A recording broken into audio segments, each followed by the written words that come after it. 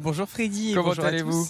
Très bien. Très bien, on va vivre un grand moment de sport ce matin en direct sur France 3 Poitou-Charentes et sur Noah. Christelle, avec un beau plateau élite, Oui. avec une belle concurrence aujourd'hui. Oui, 9 hommes sous les 2h13, donc avec le jeune Kimoutai Kiprop, 21 ans, avec une référence de 2h08,03, donc qui va se rapprocher du record de l'épreuve. Record de 2h07 et 13 secondes chez les garçons. Nicolas, on va profiter de ce marathon pour découvrir le patrimoine de cette magnifique ville de La Rochelle. Exactement, parce que c'est un patrimoine à la fois de proximité, un patrimoine très atypique, qu'il soit médiéval, moderne ou alors plus contemporain. Et on va en profiter pour visiter un petit peu tout ça. On va visiter La Rochelle, on va suivre les coureurs. On retrouvera Patricia Perrin en direct de la ligne d'arrivée qui recueillera évidemment bien les réactions des coureurs à leur arrivée ici. On retrouvera Hélène Galliana également sur le parcours qui nous fera vivre l'ambiance sur le côté de ce parcours de La Rochelle. Et puis on retrouvera Lucas Nico. Lucas, vous êtes au départ de cette course qui s'élancera à 9h pour ce qui est du marathon. Et puis Lucas, on vous retrouvera évidemment au fil de la course avec les hommes de tête. Les conditions sont plutôt idéales, Lucas, aujourd'hui pour faire des bons chronos. Ah, vraiment idéal, Freddy. Bonjour à toutes et à tous. Idéal parce qu'on a un ciel dégagé. Regardez le ciel bleu quasiment avec un soleil qui est en train de se lever sur La Rochelle. 7-8 degrés pour ce départ. On ne devrait pas avoir trop froid, surtout qu'il y a peu de vent par rapport à l'année dernière. On s'en souvient qui avait causé des cassures très tôt dans la course. Peu de vent, ce qui devrait donner de belles performances parce que les organisateurs, j'ai eu l'occasion d'échanger avec eux, ils espèrent, pour les meilleurs en tout cas, être sous les 2h10 pour cette arrivée pour les marathoniens. Et comme vous pouvez le voir juste derrière moi, à 8h57 précise, s'élanceront la course des handis avec une évolution cette année puisqu'il y aura non seulement 12 fauteuils au départ mais aussi des malvoyants et des handis debout. Donc c'est l'évolution de cette course qui va partir 3 minutes juste avant les valides et je pense que ça va plus trop tarder. Merci beaucoup Lucas, effectivement on va suivre ce départ des courses handisport avec deux courses qui sont support des championnats de France. La course semi-marathon fauteuil, vous voyez les concurrents au départ et notamment en premier Laurent Lebeau et qui est toujours présent sur ce semi-marathon handisport. Et puis deuxième course, le championnat de France semi-marathon debout, vous nous en parliez, qui est également support des championnats de France, donc ce semi-marathon debout. Et puis enfin le marathon non et malvoyant, c'est la 20e édition de cette épreuve traditionnelle ici à La Rochelle. Vous voyez grâce à ces belles images, eh bien, le public qui s'est amassé pour encourager les athlètes. 16 000 coureurs au total, c'est un record cette année à La Rochelle sur les différentes épreuves au programme et notamment donc ces courses handisport avant le départ de l'épreuve phare, le marathon. 9 000 coureurs au départ cette année du marathon de La Rochelle. Serge Vigo, 34e édition. Je vous ai cité Laurent Lebeau qu'on a aperçu. Je vous ai dit que c'était un habitué de cette course. Laurent Lebeau, il s'est imposé plusieurs fois, Laurent. Il a réalisé de très belles courses ici à La Rochelle. Il s'est entraîné cette année sans faire de réelles courses, à part un 10 km au mois d'octobre. Il a dit que la forme était là et c'est l'occasion cette année bien de décrocher un titre de champion de France. Il a pour fait Laurent. Deuxième, excusez-moi. C'était deuxième l'année dernière. Deuxième l'année dernière. Exactement, voilà. Je ne devrais pas voler la victoire à Ali Meyaoui. Exactement. Et puis vous voyez que les athlètes du marathon se préparent avec un double départ à La Rochelle. C'est la spécificité ici, ce double départ avec les athlètes élites que vous voyez qui sont prêts. Et on va suivre ce départ en direct. Et on fera le point évidemment sur les favoris de cette course cette année ici à La Rochelle. Tous les coureurs partent en même temps. C'est la spécificité aussi de ce marathon, mais avec deux départs différents. Quai Maubec et quai Louis Durand. Au quai Maubec s'élancent les élites hommes et femmes et les coureurs nés en 1982 ou après. Et le challenge entreprise. Attention au départ du marathon de La Rochelle, 34e édition. de ce marathon de La Rochelle. Serge Vigo. C'est parti.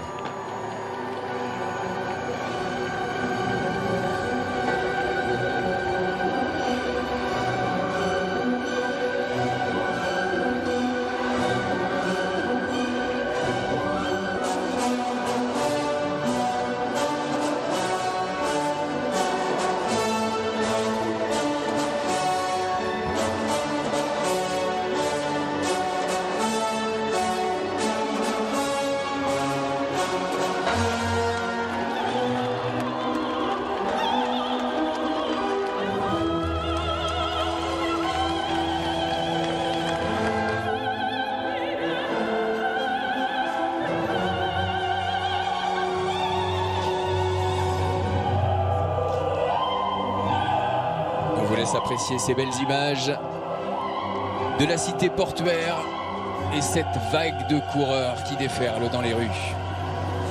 Et oui, 9000 marathoniens cette année libérés de ce coup de pistolet, libérés pour de 12 semaines de préparation, 12, 8, 10, ça dépend de chacun, mais en tout cas ils sont prêts à en découdre pour 42 km 195. C'est le grand moment. Oui. Christelle, c'est vraiment la délivrance, c'est ce qu'on dit, mais de toute cette préparation. Et puis de ce stress aussi, qui est monté depuis hier soir, depuis la récupération des dossards, la dernière nuit. La dernière nuit, la peur de la météo, parce que hier c'était un peu le déluge sur La Rochelle, mais voyez ce magnifique soleil, le vent sur La Rochelle. Et là, les conditions sont parfaites pour les marathoniens. 8-10 degrés. Un premier aperçu de La Rochelle, Nicolas, avec la vue aérienne.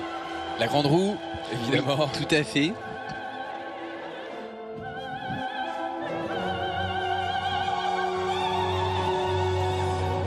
Et les coureurs, chacun à leur rythme. Vous avez vu les élites que l'on retrouve à l'image, parti très très rapidement.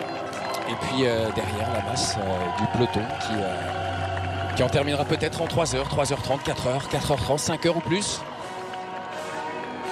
Mais toujours cet objectif en tête, allier l'arrivée à l'issue des 42 km 195. Les premiers coureurs ont déjà parcouru les 600 premiers mètres, ceux qui permettent aux deux pelotons, bien regardez, vous le voyez sur cette image, de se rejoindre au quai de la Georgette, à côté de la Grande Roue. On va en profiter bien pour découvrir ce parcours, le parcours de la 34e édition du Marathon de La Rochelle. Serge Vigo, identique à l'an passé, double boucle.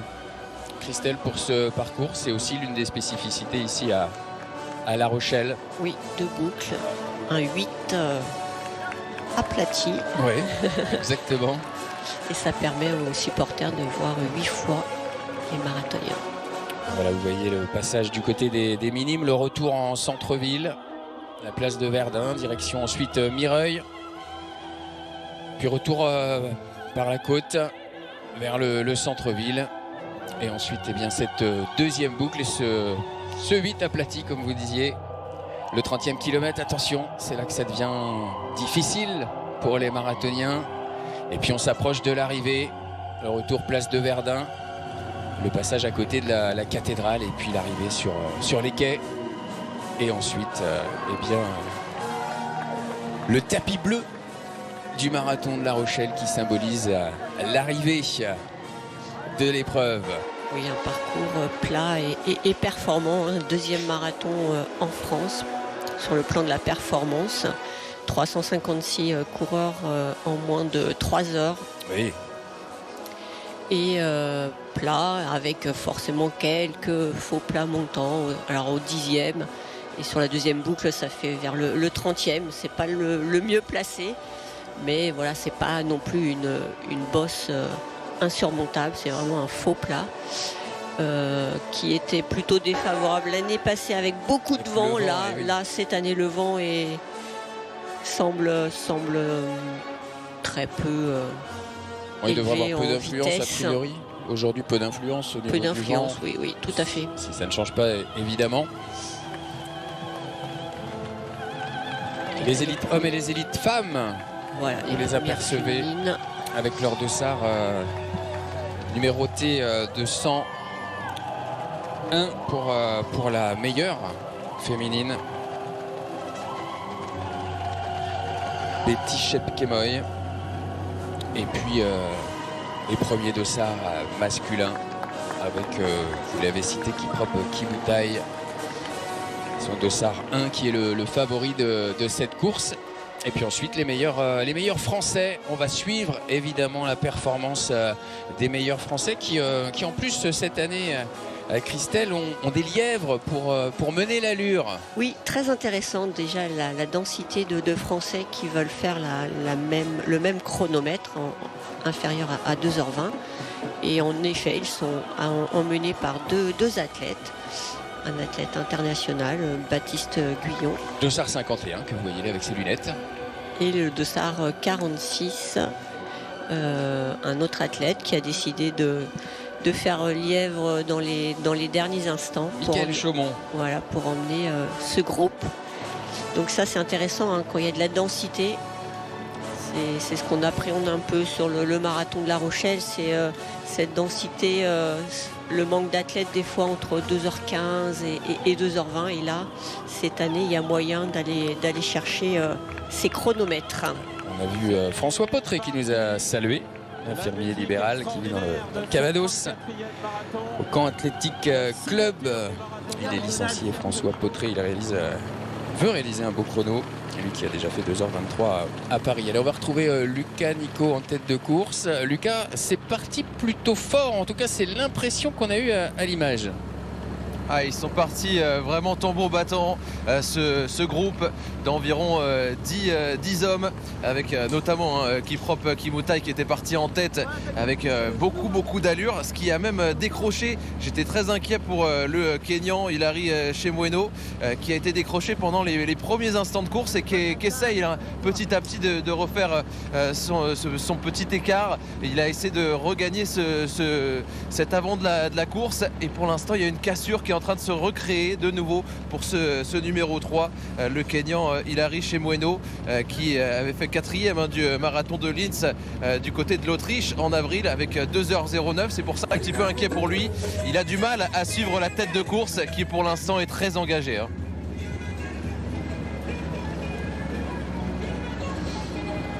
Avec leur maillot rouge, ce sont les lièvres de cette course élite masculine.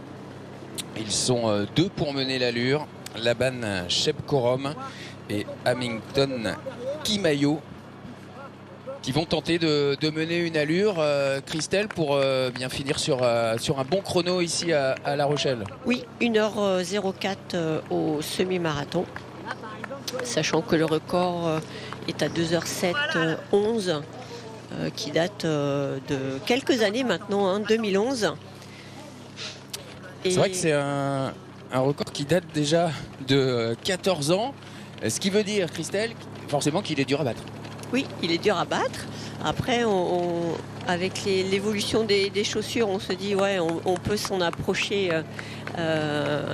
assez souvent, mais malheureusement, depuis quelques années, voilà, on s'y rapproche, hein, on s'en rapproche, mais il n'est toujours pas battu. Et cette année, Kiprop Kimutai avec son chrono de 2h08.03, il n'a fait que 2 marathons. Là, c'est son 3e, donc tout jeune marathonien et de 21 ans. On espère qu'il pourra éventuellement aller chercher cette marque avec un début de course sur les bases un petit peu plus élevées et pourquoi pas accélérer en deuxième partie de course. Beaucoup de monde au bord du parcours. On voit un athlète handisport là qui est rattrapé par la tête de course élite homme. Beaucoup de monde au bord du parcours. C'est aussi l'une des spécificités du marathon de La Rochelle. 1,8 accompagnateurs par coureur globalement sur ce marathon. On va retrouver Hélène.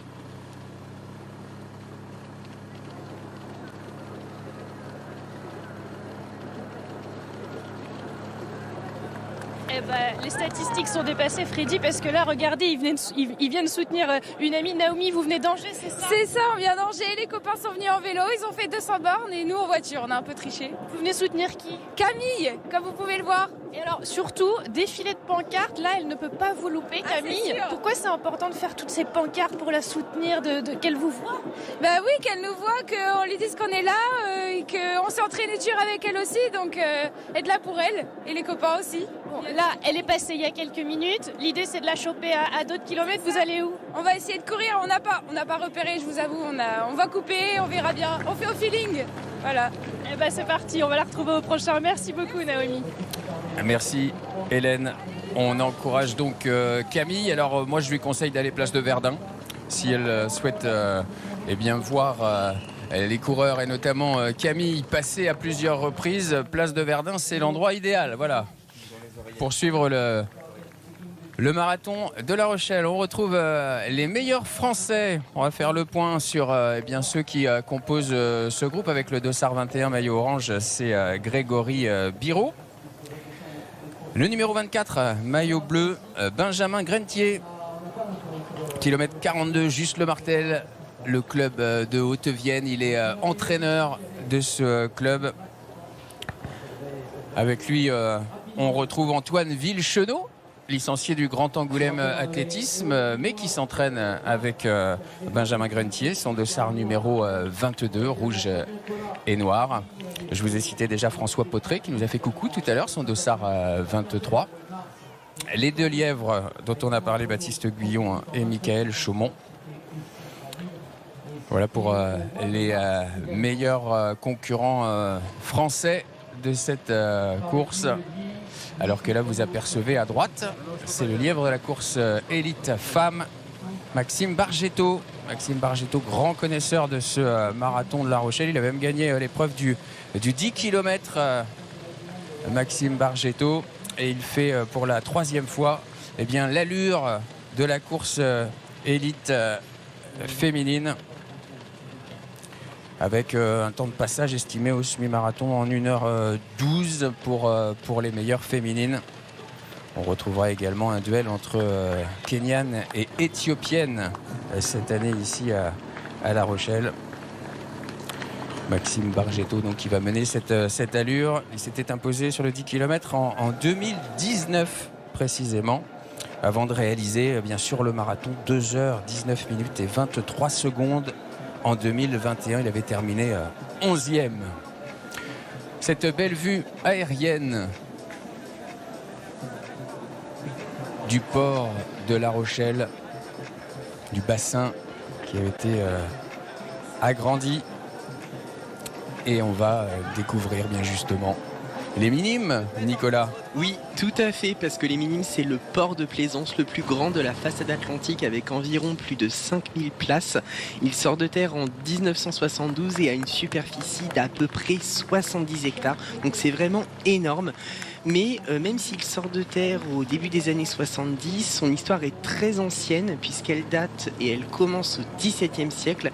C'était un espace marécageux avec quelques petites maisons de pêcheurs et notamment quelques forts militaires comme le fort Bongraine, Orléans ou Marillac. Et si vous allez tout au bout de la pointe des Minimes, vous allez pouvoir retrouver le fameux phare du bout du monde. Donc ce phare, il a été construit donc à la base sur l'île des États, donc qui est l'île la plus septentrionale du continent américain, d'où son nom, phare du bout du monde. Alors c'est une réplique donc de ce phare argentin qui a été construite le 23 janvier 2000 par André Bronner. Alors les Rochelais l'appellent Yule, donc c'est un surnom qui lui a été donné en hommage à l'acteur Yul Brynner. Donc ce monsieur Yule, il a été d'abord restauré le premier phare du bout du monde, donc le phare argentin, avant de revenir sur La Rochelle, et il a décidé de reconstruire une réplique donc au niveau de la pointe des Minimes pour symboliser un petit peu le lien maritime entre La Rochelle et les pays du Nouveau Monde. Merci beaucoup Nicolas pour cette page d'histoire. On va vous retrouver bien tout au long de cette retransmission de ce marathon de La Rochelle. Vous voyez les athlètes élite hommes, la tête de course, avec bientôt un passage au 5e kilomètre. Et puis du côté de la course des 10 km, puisque Christelle, une course est partie dès 8h45, la course des 10 km, on ne devrait pas tarder à voir bien les premiers concurrents arriver ici au niveau de Saint-Jean-d'Acre. Si vous avez des questions à poser à Nicolas, à Christelle, eh bien n'hésitez pas, vous allez vous flasher ce QR code qui apparaît à l'écran. Et vous nous posez vos questions. Regardez un premier concurrent qui va arriver, qui va en terminer avec la course de 10 km partie à 8h45. L'arrivée du premier concurrent de ce 10 km du marathon de La Rochelle. Le vainqueur en ambiance.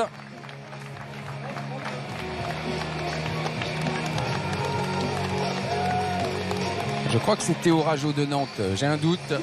Mais oui, c'est lui, c'est Théo Rageau qui s'impose dans ce 10 km. On va regarder son chrono autour des 30 minutes. Ça voudrait dire qu'il a battu le record de Pierre Cousinier qui était de 31,03 Oui, tout à fait. L'année dernière, c'est ça, Christelle? Encore battu. Attention, en sprint. Et ça va sprinter pour la deuxième place. La victoire de Théo Rageau est pour la deuxième place.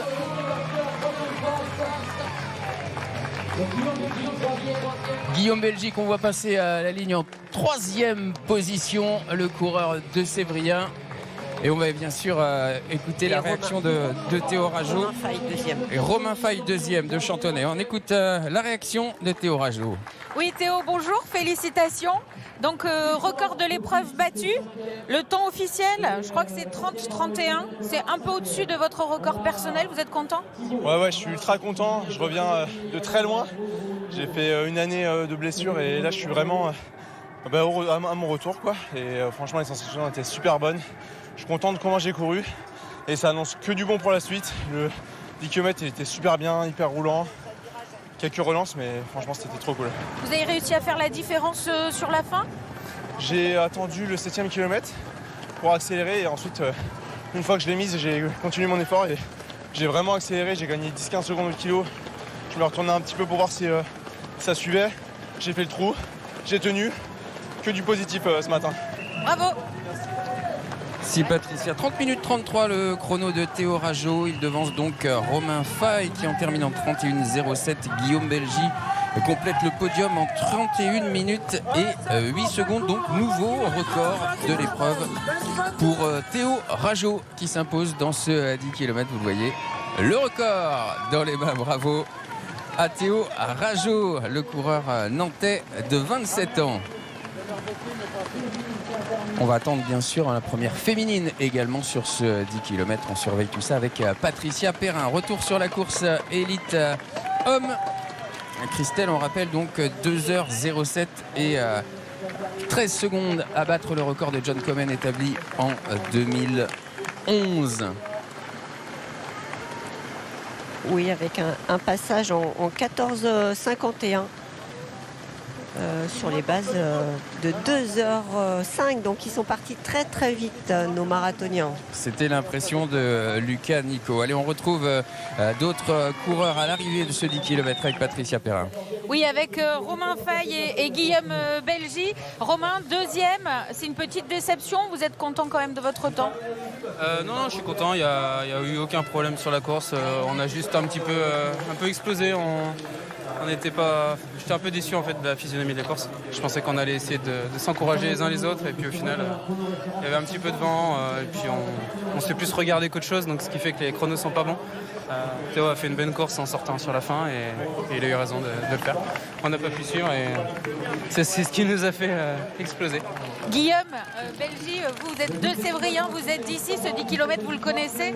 Oui, je l'ai fait l'an dernier, pas dans la même forme, mais aujourd'hui les conditions étaient bien meilleures, donc ouais, je le connais.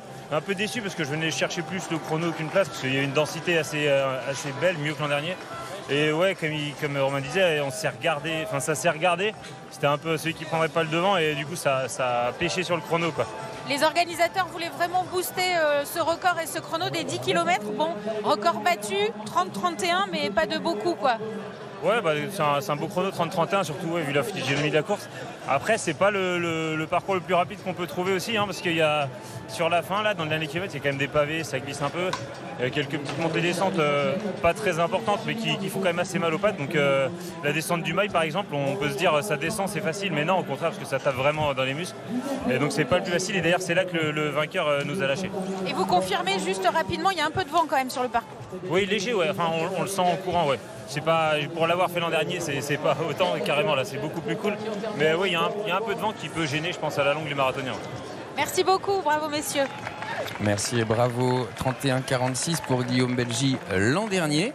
31,08 pour Guillaume Belgy cette année. Donc il a donc amélioré son chrono ici à La Rochelle. Lui, l'ancien cycliste et surtout triathlète, troisième des mondiaux d'Ironman à Nice en septembre pour le 2 Sévrien Guillaume Belgy qui a un chrono sur marathon de 2h24 minutes et 32 secondes. C'était en février à Séville. Donc victoire de Théo Rageot, le coureur nantais, devant Romain Faye et Guillaume Belgy. À noter la 4e place de Tristan Beaufils, la 5e de Fabien Collat et la 6e de Thibaut Farjas. Et du côté des femmes, record de l'épreuve également. Record de l'épreuve, Christelle.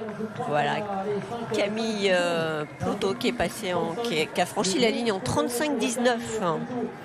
35-19 pour Camille Ploto, c'est 4 secondes de plus que son chrono réalisé à Bordeaux le 9 novembre. Elle avait fait 35-15 à Bordeaux.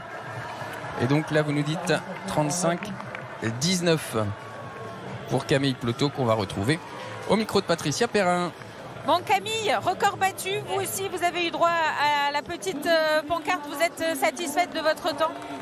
Oui, alors de base je venais plutôt pour battre mon record personnel et essayer d'aller chercher les 35 minutes juste en dessous. Mais bon, votre record personnel c'est 35,09. Mais en fait j'ai pris du plaisir. J'ai trouvé que le parcours était plus difficile, peut-être roulant et pas forcément propice à ces records. Mais par contre, c'était super. Il y avait des musiciens dans tous les coins de rue. La météo, bon, franchement parfaite. Et en fait, on peut pas tout avoir. Une course roulante et un peu, je vais pas dire ennuyante, mais presque, on va dire. Ou une course sympa. Et bon, bah tant pis pour le record. Je savais déjà que ça allait être chaud au 5e. Mais c'est pas grave, j'ai kiffé. C'est vraiment le principal. Là, je crois que les autres filles ne sont pas encore arrivées. Vous avez couru avec les garçons tout le temps? Ouais, j'ai trouvé un garçon ou deux. On avait vraiment les mêmes allures. Elle est arrivée. Regardez, elle est là. Ouais. Anouk Cyr, qui est deuxième, Patricia. Oui, j'ai couru avec des garçons. C'est ça que j'ai aimé, je crois, surtout. C'est que je me suis pas sentie seule. J'ai adoré. Merci beaucoup. Merci. Voilà, et Freddy, ça donne le ton. Vous voyez, déjà sur le 10 km, ils adorent le parcours, ils adorent l'ambiance. Ouais, vraiment. Eh bien oui, ils vont pouvoir en profiter, tous les coureurs du marathon. C'est vrai qu'en plus, le soleil se lève sur La Rochelle. Et il fait vraiment un temps magnifique ce matin pour courir, pour disputer ce 10 km qui se termine, où c'est 42 km 195 d'efforts dans les rues de la cité portuaire. Camille Ploto, donc 35 minutes 19. Christelle, oui. Elle devance Anouk Cyr qui termine deuxième en 36-35 et Marine Échevin complète le podium en 37 minutes 27. Oui, des jeunes filles tout proches de leur record personnel. Et Anouk Cyr qui termine deuxième. Savez-vous par qui elle est entraînée, Christelle? Petite Colle.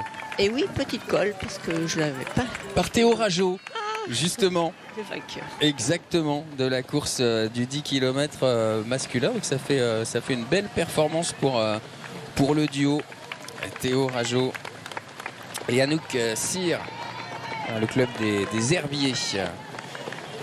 Camille Ploto, elle est licenciée à Carquefou. On a parlé avec Camille Ploto de l'ambiance, des groupes de musique qui rythment la course. Et bien on va retrouver un groupe avec Hélène Galliana.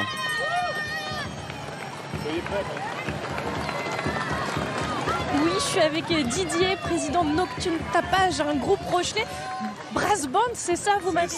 Oui, un brass band Rochelet depuis de nombreuses années, présent sur le marathon à nombreuses occasions, toujours motivé pour encourager les coureurs. Justement, qu'est-ce qui vous plaît justement dans cette ambiance de jouer ici, un dimanche matin, dans les rues rochelaises pour en... Justement, c'est le bonheur de pouvoir faire partager ces moments musicaux et surtout encourager nos valeureux coureurs. C'est un événement qu'on ne loupe pas d'une année sur l'autre. C'est vraiment intéressant. Ça fait chaud au cœur. Vous savez quoi? Il y en a qui passent justement derrière nous. Est-ce qu'on les encouragerait pas? On vous écoute. Allez, c'est parti. Allez. 1, 2 et 1.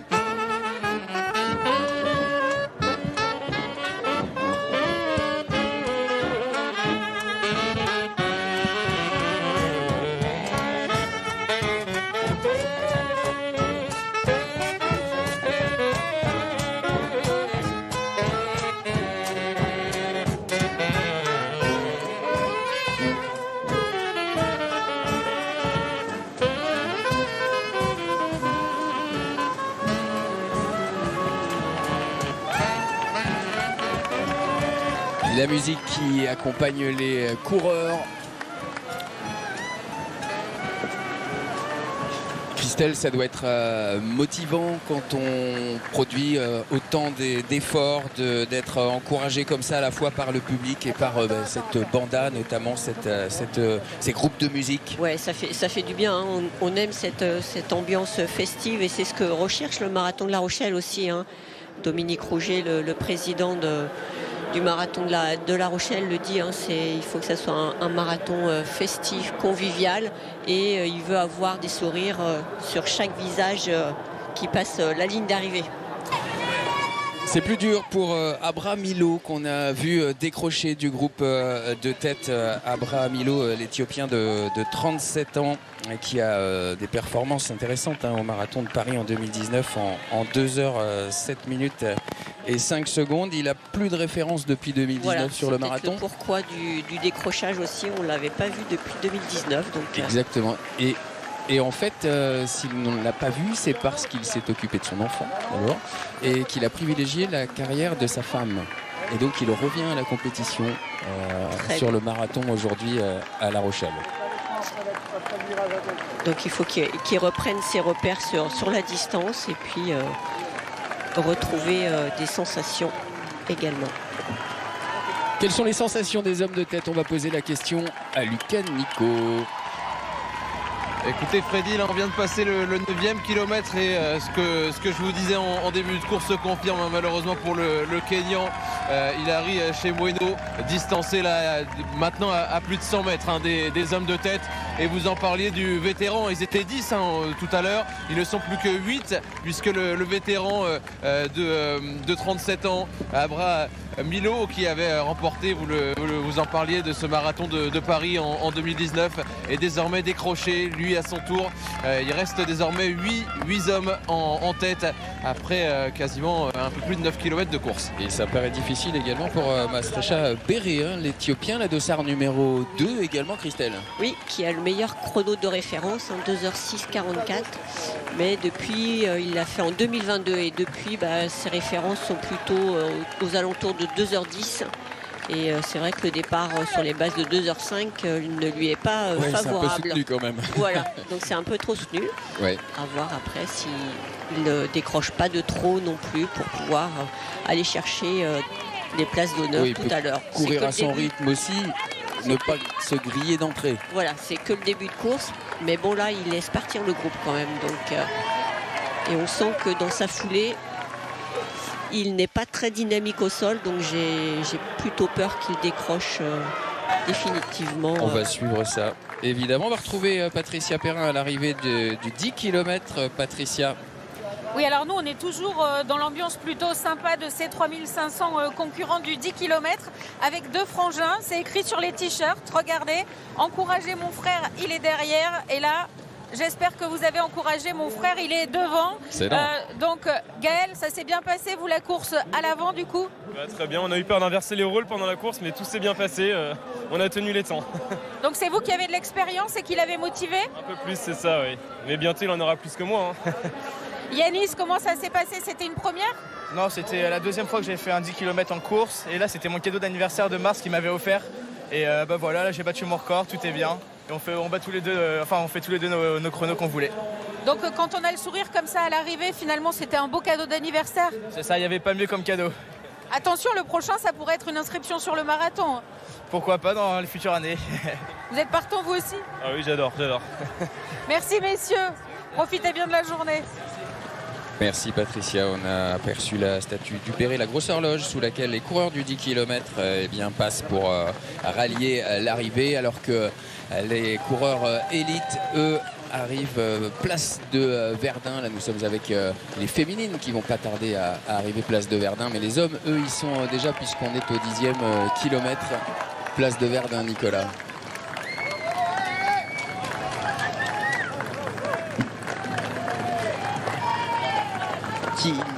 Alors du coup oui, c'est donc sur cette place de Verdun qui était situé le premier port de La Rochelle jusqu'au XIIe siècle.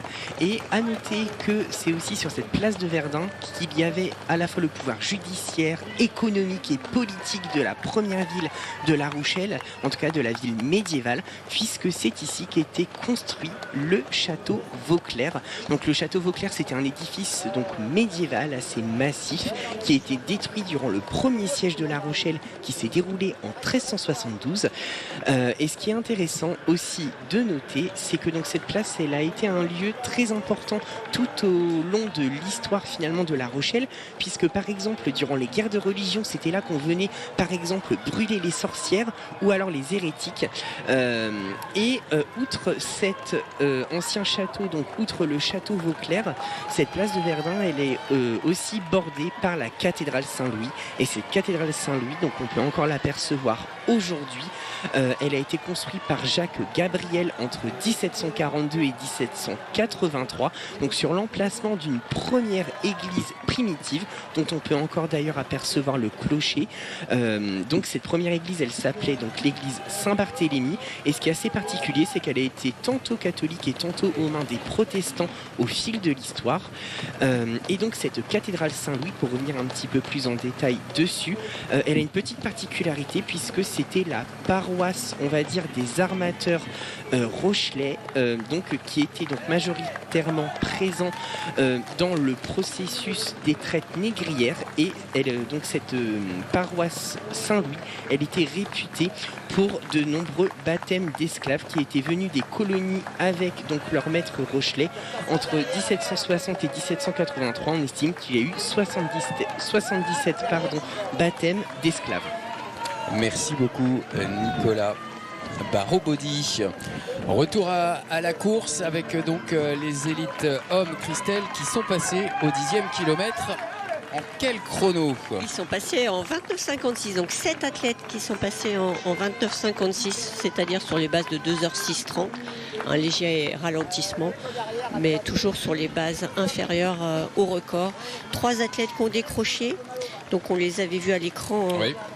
Abra Milo et Marisha Béré, et Hilary Chepweno n'est jamais rentré. Il était parti un petit peu. Oui, Lucas nous en parlait exactement. Voilà, et il n'est jamais rentré. Il est à hauteur de Marisha Béré aussi. Donc les 3 athlètes distancés. On va retrouver Lucas Nico, parce que Lucas, les premiers Français doivent être passés eux aussi au kilomètre 10. Exactement Freddy, on les attendait juste après les élites. On s'est arrêté au kilomètre 10 pour voir la distance. J'avais lancé le chrono, on est à un peu moins de 3 minutes derrière, 2 minutes 55 derrière les hommes de tête. Un petit groupe de 1, 2, 3, 4, 5, 6, 7 marathoniens français, avec bien évidemment ce groupe qui va essayer de faire aussi bien que les années précédentes. Je vais vous donner les dossards. Il y a le dossard numéro 23, 21, 22, 24 et 25. Je vais vous identifier ces hommes de tête. François Potré, Benjamin Grentier, Théo Moussu, Grégory Biro et Antoine Villechenot. Lucas, merci beaucoup pour ces précisions. Super d'avoir le temps, l'écart entre les hommes de tête et les premiers Français. En tout cas, félicitations aux lièvres. Pour le moment, ils font un travail extraordinaire puisqu'ils sont très très réguliers. 16,32 pour le premier 5000, 33 minutes sur le 10 km, donc avec 16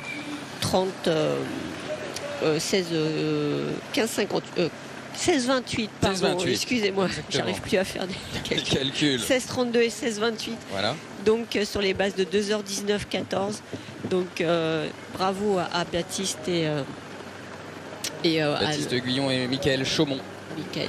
Exactement. Leur travail efficace et ça permet aux autres Français d'être dans leur foulée et sans stress. On les voit tous les deux. On leur fait confiance. Les lièvres, exactement. Baptiste Guyon à gauche avec les lunettes, champion d'Europe moins de 18 ans du 2000 mètres steeple. C'était à Győr en Hongrie en 2018. Médaillé de bronze au championnat d'Europe des moins de 23 ans sur 3000 steeple cette fois-ci. C'était en 2023 en Finlande. Et il a fait 7e de la Coupe d'Europe du 10 000 en mai. Passé en Bretagne, Baptiste Guyon avec ses lunettes qui mène l'allure des meilleurs coureurs français que l'on suit. Si vous voulez nous poser des questions, n'oubliez pas le QR code. On a quelques questions justement. Christelle Philippe de Vénéran en Charente-Maritime nous demande si ce marathon est idéal pour commencer pour son premier en fait. Oui. Pas mal le marathon de La Rochelle pour débuter. Bien, parce que c'est un marathon plat.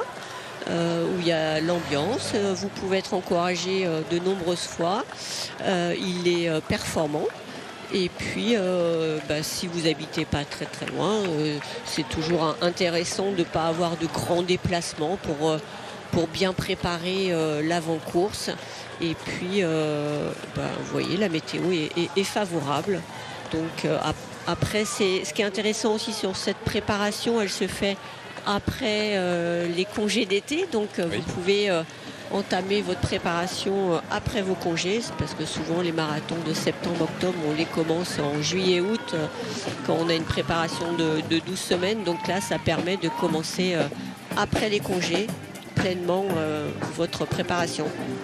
Donc oui, favorable bien sûr, et on l'a vu, 40% de néo-marathoniens. Environ 3500 inscrits sur les 9000 au départ, oui c'est ça. Voilà, tout à fait. Qui participe pour la première fois à un marathon.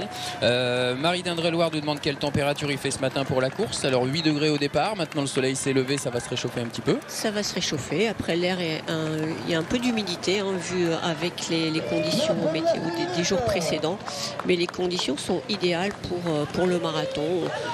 Courir à moins de 10 degrés, c'est parfait pour nous. Alors il fait un petit peu frais au départ, mais avec les manchettes, les gants, comme vous voyez la meilleure actuellement kenyane, elle est équipée pour affronter les températures fraîches, mais avec l'effort, les conditions sont parfaites pour les coureurs. Bruno de La Rochelle a beaucoup de questions à nous poser. La première, combien y a-t-il de bénévoles ? 1300. Exactement. C'est la fierté de Dominique Rouget, ses bénévoles. 1300, il en prend soin et tous les ans, il y a quelques-uns qui partent, mais il y en a autant qui reviennent. Donc c'est parfait pour l'organisation. Ils sont nécessaires et on les remerciera jamais assez parce qu'une course sans bénévoles, ce n'est pas une course. On parle des athlètes, mais s'il n'y avait pas les bénévoles qui mettent les barrières, les rubalises, qui prennent soin d'orienter les athlètes la veille de la course sur le village, et puis ils ont toujours le sourire. On peut le voir à la pasta party, la veille de la course, ils accueillent chaleureusement les athlètes pour leur marathon. Bien justement, Christelle, on va retrouver le président du marathon, Dominique Rouget, aux côtés de Patricia Perrin, sur la ligne d'arrivée ici à Saint-Jean-d'Acre. Oui, Dominique, vous avez le sourire. Cette année encore, vous me dites au départ, j'ai encore pleuré, tout va bien. Oui, tout va bien. Et je suis très fier d'être président d'une très belle association du marathon de La Rochelle-Serge Vigo. Ce matin, le départ du marathon, ça a été fabuleux. L'arrivée du 10, elle est fabuleuse. Il y a eu les records féminins et masculins qui ont été battus. Donc c'est une satisfaction sur toutes les lignes, quoi. Et puis on espère que le soleil est là, donc c'est bien. Vous êtes très ému et là vous accueillez personnellement les concurrents du 10 km. Vous avez besoin d'être comme ça au milieu d'eux avec vos bénévoles? Évidemment, je suis entièrement pour la course à pied, entièrement pour les 10 km. Et je serai là pour le marathon jusqu'à midi 15, midi 20, parce qu'après j'ai des obligations. Mais j'aurais bien voulu être jusqu'au dernier, mais je ne peux pas cette année. Peut-être l'année prochaine. La course à pied, c'est plus une tendance, c'est un style de vie. Encore cette année, les inscriptions ont été bouclées en un temps record. Oui, ça a été bouclé en un mois et demi, même pas. C'est très très rapide maintenant. Et voilà, j'espère que c'est pas un effet de mode, mais oui, je suis très content que les gens se mettent à courir et faire un sport. Oui, c'est exceptionnel. Depuis le Covid, c'est vrai qu'on a une augmentation des runners.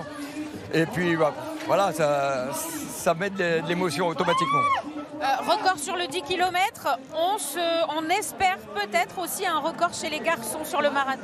Ouais, mais je sais pas, vous savez, le record il est à 2h07, c'est très très haut, c'est presque un niveau mondial. Donc voilà, on va voir, s'ils sont à 2h08, 2h09, ça serait déjà très bien. Et chez les féminines, c'est 2h23. Et 2h23, c'est un record aussi au niveau international. Donc on verra, il y a peut-être une chance aussi de ce côté-là. Mais on verra, le marathon, c'est pas une science exacte. J'en sais quelque chose et il faut voir à l'arrivée. Voilà, Freddy, vous voyez. Bien sûr. Il sera là en tout cas pour accueillir le premier du marathon et la première du marathon. Merci beaucoup Patricia, merci Dominique Rouget. Puis une pensée pour Serge Vigo. Le marathon porte son nom au président fondateur de l'épreuve en 1991. Il avait relancé un marathon à La Rochelle avec la sécurité, confort du coureur, parité homme-femme, marathon propre qui étaient des fondamentaux comme l'écrivait l'historien Jean-Michel Blaiseau dans son ouvrage sur les 20 ans de l'épreuve. Serge Vigo qui nous a quittés le 16 janvier 2005 alors qu'il participait au marathon de Marrakech avec une vingtaine de membres de l'association. Il s'est effondré au dernier kilomètre et n'a pas pu être ranimé. Il venait justement pour étudier le projet d'un marathon à Essaouira, ville jumelée avec La Rochelle. Et donc depuis 2005, le nom porte son nom. Et les organisateurs ont créé une course le samedi matin, la Chauve Gambette, en son hommage. Une course qui a eu lieu donc hier autour du Vieux-Port. Oui, Serge Vigo, une grande figure du sport athlétique rochelais. Du côté féminin, Christelle, retour à la course, le passage aux 10 km. Quelques minutes avant que là, les hommes passent au 14e kilomètre. Maxime Bargetto qui emmène parfaitement ses athlètes. Elles sont passées en 17-15 sur les allures de 2h25-30 au 5e kilomètre et en 34-19 sur le 10 km. Donc elles accélèrent et là elles sont plutôt sur les bases de moins de 2h25. Elles sont 5 actuellement en train de suivre Maxime. On les aperçoit sur ces images. Donc aucune favorite n'a lâché la foulée de Maxime. Elles sont toutes là, toutes présentes actuellement pour aller chercher la victoire. Un ravitaillement. Aïe, un ravitaillement à l'arrêt. Donc ça, c'est pas très favorable pour la course. Ça désorganise le groupe et surtout ils perdent de l'allure. Donc attention, on peut perdre une course lors d'un ravitaillement. Voilà, ils se décrochent, ils perdent le contact et des fois on revient jamais. Donc attention. Les lières, c'est à leur travail aussi de regarder si tous les athlètes sont bien présents derrière eux quand il y a une difficulté, afin que la densité soit présente le plus longtemps possible. Merci à Raphaël Gaborio, notre réalisateur, de nous permettre de suivre tout ça, à la fois bien regarder ce ravitaillement, les indications de la moto. Ravitaillement des élites ici, voilà. Vraisemblablement. Tout à fait, c'est les ravitaillements personnels que les athlètes ont donné la veille de course. Alors des charges en sortie de virage, il était pas évident. Il était peut-être pas très bien mis. Peut-être à revoir pour les marathons suivants. Pas toujours facile de prendre une bouteille à 20 km/h puisqu'ils sont à 20 km/h. Quand ils sont passés en 29,56, 30 minutes, c'est 20 km/h. Quel est le record depuis la création du marathon de La Rochelle, nous demande Laurent. On a parlé du record des garçons, 2h 7 minutes et 13 secondes établi par John Komen, c'était en 2011. Le record féminin est en 2h 23 minutes et 38 secondes. Célestine Chepchirchir, c'était en 2021. Ce nouveau chrono de référence ici à La Rochelle. Voilà pour les chronos masculins et féminins. Les records. Des records de niveau international. Ce sont vraiment des records difficiles à aller chercher. Et du coup, voilà, on va passer au 15e kilomètre. 15e kilomètre, on se rapproche donc du stade de Flandre, Christelle. Voilà. 45 minutes, donc ils sont sur les mêmes bases. Voilà, toujours, 2h06. Toujours sur les 30. bases du record. Voilà, 2h06 30. Nicolas, on approche du stade de Flandre. Oui, tout à fait. Alors ce stade Marcel de Flandre, il est situé dans le quartier de Port-Neuf et il sort de terre le 19 septembre 1926, donc après 2 ans de travaux. Et il faut attendre quelques années parce qu'au départ, il n'y avait pas forcément les tribunes latérales telles qu'on les connaît aujourd'hui. Donc les premières tribunes sortent de terre en 1932. Et donc c'est 15 ans plus tard, en 1947, que le stade prend le nom de Marcel de Flandre, donc en hommage au premier président du club, qui était donc résistant pendant la Seconde Guerre mondiale et qui a été fusillé en 1944 par les Allemands. Et donc la configuration du stade, elle évolue petit à petit au fil du temps. Et donc c'est un stade qui se modernise aussi pour accueillir aujourd'hui jusqu'à 16 500 spectateurs au maximum grâce à la dernière phase de travaux qui a eu lieu en 2023. Et donc ce qui est assez intéressant, c'est que donc juste à côté, vous avez donc le Massif Park qui est le centre de performance donc du Stade Rochelais.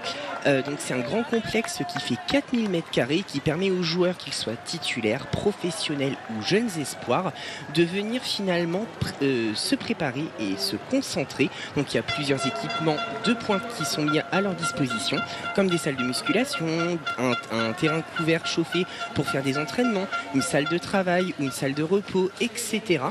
Et encore à côté, vous avez donc la plaine des sports Colette-Besson, qui est constituée d'un terrain de foot, d'un terrain de rugby et d'un terrain d'athlétisme. Et donc cette plaine des sports, elle a été donc nommée en hommage à Colette Besson, qui est une athlète charentaise qui naît le 7 avril 1946 à Saint-Georges-de-Didonne et qui décède en 2005 à Angoulins. Donc d'ailleurs, elle est enterrée là-bas, donc on est juste à côté de La Rochelle. Et donc Colette Besson, rapidement, elle s'est distinguée aux Jeux Olympiques de Mexico le 16 octobre 1968 en décrochant une formidable médaille d'or et en pulvérisant son record au passage. C'était le 400 mètres. Exactement, Colette Besson. Et j'en profite pour ajouter par rapport au stade de Flandre, Nicolas, que cet été encore, le stade a évolué. Ils ont fermé 2 virages, portant la capacité du stade à 18 000 maintenant, encore plus que les 16 600 qui avaient déjà été une augmentation notable de l'enceinte du club de rugby. 18 000 désormais dans le stade de Flandre. Eh bien, merci pour la précision. Merci. Vous allez nous apprendre plein de choses aujourd'hui, Nicolas, sur cette belle cité rochelaise. Retour à l'avant de la course ou alors bien au peloton des marathoniens avec ces encouragements. Bon courage papa, tu es trop fort, on t'aime. Voilà, c'est mignon avec la belle photo. Alors le tout, Christelle, c'est de réussir à le voir, le papa, quand on est dans le peloton comme ça. Alors il faut qu'il essaye de se distinguer avec une couleur ou après il faut savoir où sont les supporters et là il peut aller voir sa petite fille et ses encouragements. Mais oui, pas toujours facile de voir les athlètes. Surtout quand soit ils vont plus vite que prévu ou sens inverse, un petit peu moins vite. Mais voilà, il faut bien donner les bonnes bases dès le départ pour pouvoir surveiller le passage. Les athlètes de la tête de course avec un des lièvres qui a relâché son effort. Il ne reste plus qu'un lièvre, Laban Shepkorom, accompagné de 5 autres athlètes. Les lièvres qui sont censés tenir jusqu'au 30e kilomètre normalement, 30e, Christelle. Oui. Alors un seul lièvre jusqu'au 30e. Maintenant, il va falloir voir s'il parvient à tenir le rythme. Voilà, tout à fait. Là. On va voir s'il peut emmener jusqu'au 30e. Laban Shepkorom. On va suivre ça évidemment, puisque si on veut voir un record être battu cette année, il faudra que le lièvre tienne au maximum la distance. Et regardez, à l'image, on a Antoine Villecheneau et son dossard 22. On a Benjamin Gruntier juste à côté, son entraîneur du côté de Limoges. Et bien sachez que Fabrice Bidot les a rencontrés en préparation du côté de Limoges avec l'ancien cycliste Théo Vimpert qui est engagé également. On va les retrouver à l'entraînement et ils vont nous donner notamment, Christelle, eh bien, leurs objectifs sur La Rochelle, et vous allez le voir, ils sont élevés.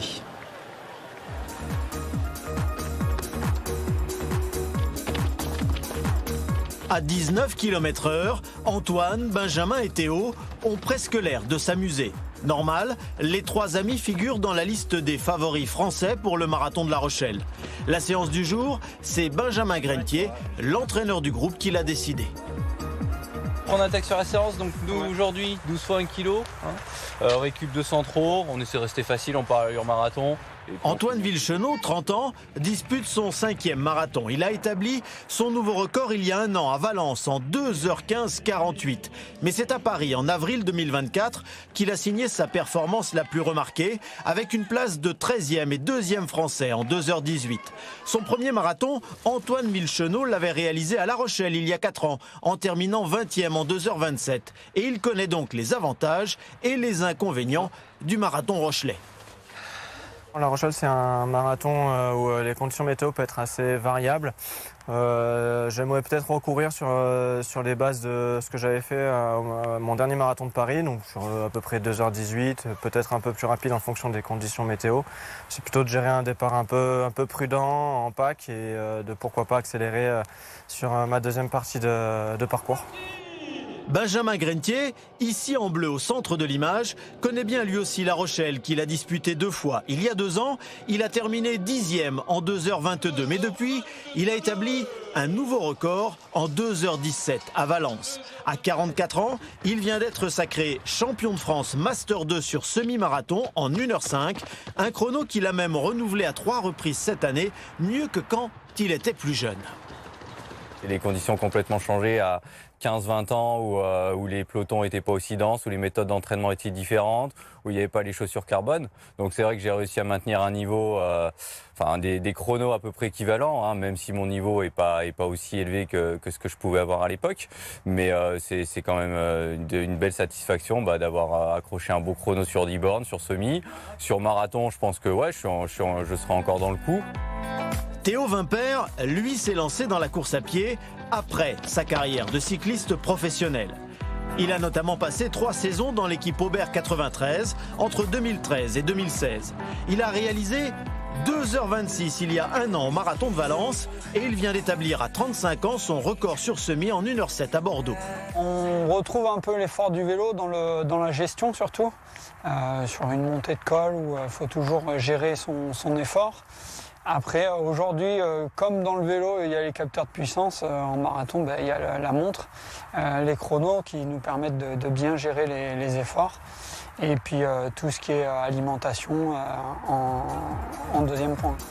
Antoine, Théo et Benjamin n'espèrent plus qu'une chose, se retrouver tous les 3 dans le top 20 à La Rochelle. Eh bien, on les attend sur la ligne d'arrivée. Il y a encore quelques efforts à produire. Vous voyez les hommes qui sont quasiment au 18e kilomètre. Et puis on salue Fabrice Bidot pour ce reportage. Fabrice Bidot qui est dans la course également, évidemment. 15e participation au marathon de La Rochelle. Il a un record en 2h48 et 30 minutes pour le 20e. C'était en 2010. C'est son 43e marathon. Oui, Fabrice cette année, son record à Paris, 2h38-39 et cette année il accompagne Marianne Devy qui réalise son 2e marathon et qui voudrait faire moins de 3 heures. Marianne, elle a réalisé un chrono en 3h08 en 2023 à La Rochelle et elle a un objectif donc de 2h59, licenciée du kilomètre 42 Saint-Just-le-Martel, comme Benjamin Grentier qu'on a vu à l'image juste avant. Et ouais, la barre des 3 heures, 2h50, ça serait sympathique pour Marianne. Exactement. Du côté féminin, Christelle, Passage au 15e kilomètre, on est toujours dans les temps. Oui, Maxime emmène parfaitement ces jeunes filles. Elles sont passées en 51-24, c'est-à-dire sur les bases de 2h24-50, un tout petit peu inférieur à 2h25, avec un premier 5 km 17-15, 17-04, 17-05, donc parfaitement régulier pour ces jeunes filles. Et Betty Shemkewoy, que vous voyez avec ses manchettes roses, se cale parfaitement dans la foulée de Maxime, et toujours accompagnée des 4 autres adversaires. Elles sont 5, parfaitement dans l'allure. Lem Girmay, Viviane Cherotic, LMCA Zeiren et Ruth Shepkoch qui sont donc dans les pas de Betty Shepkemoy et de Maxime Bargetto, le lièvre. Et 2 d'entre elles font leur première course en Europe. Elles ont couru un seul marathon, et c'était au Kenya, à Nairobi et Eldoret. Donc on attend une référence en Europe sur ce marathon. Oui, elles sortent. Donc forcément, elles vont améliorer, je l'espère, leur chronomètre de référence, puisqu'il a été réalisé au Kenya en altitude. Et là, forcément, le parcours est plus plat et plus propice à améliorer leur performance. François de Saint-Jean-de-Liverset dit bonjour à sa fille Léa, qui fait son premier 10 km à La Rochelle. On va retrouver justement avec Patricia Perrin une famille à l'arrivée du 10 km. La famille Ripoche, alors regardez comme ils sont mignons, ils ont tous le même maillot. Vas-y, est-ce que tu peux te retourner pour qu'on voit la totalité de la composition de l'équipe? Ils sont 12 aujourd'hui à faire le 10 km. Comment c'est parti? C'est un pari? C'est un pari, on s'est dit ça il y a un an à Noël, on s'est retrouvés tous en train de courir, et donc on s'est dit c'est parti, on s'inscrit à une course tous ensemble, entre cousins. Et il y en a plein qui n'avaient jamais couru de leur vie en fait, donc c'était un vrai défi pour pas mal de monde, et voilà, c'est vraiment l'esprit familial aujourd'hui, et on est trop contents, donc là on les attend avec impatience aussi. Vous avez fait la préparation ensemble? Non, parce qu'on est tous séparés au niveau géographique, mais on s'encourageait quand même à distance, et voilà, donc c'était un plaisir pendant un an aussi de s'encourager, etc. Et voilà, de passer le week-end ensemble ici à La Rochelle. Donc on est trop contents. Donc le repas du midi, vous allez à nouveau pouvoir profiter de tout. Raclette, là, c'était l'objectif. Donc on attend, là, on a hâte en fait. Faut que tout le monde termine par contre. Mais oui, mais ils vont terminer, c'est sûr. Là, on les attend de pied ferme. Mais oui, ils ont la raclette en tête, donc il n'y a pas de souci. Plus que deux, ils arrivent. On est sûr, ils arrivent. Merci beaucoup. Merci beaucoup, Patricia Perrin. Ah oui, on court en famille ici aussi à La Rochelle. On vous l'a dit, beaucoup de gens qui débutent pour ceux qui sont engagés sur le marathon. Oui, puis il y a plusieurs courses. On peut le faire en duo, on peut le faire en entreprise. Le 10 km, donc il y en a pour toutes les performances, toutes les distances. Parce que se lancer sur marathon, c'est pas toujours évident. Des fois, la préparation est compliquée. Et il faut pouvoir se libérer du temps familial, personnel, professionnel. Donc déjà, vous pouvez le faire commencer en duo, un semi par athlète. Et vous profiterez pleinement du week-end. Il faut s'inscrire vite, 1000 équipes, oui. Et ça a été complet en 2 semaines pour le duo. Effectivement, on peut saluer aussi ceux qui participent au challenge en entreprise et aux bénévoles du relais qui sont là depuis 6 heures pour que cette épreuve soit une fête. Ça, c'est Gérard de La Rochelle qui nous le signale. Voilà, effectivement, félicitations et remerciements aux 1300 bénévoles qui sont tout au long du parcours et qui participent à la bonne organisation de ce marathon. On a vu les coureurs élites passer du côté du parc Charruillet, Nicolas.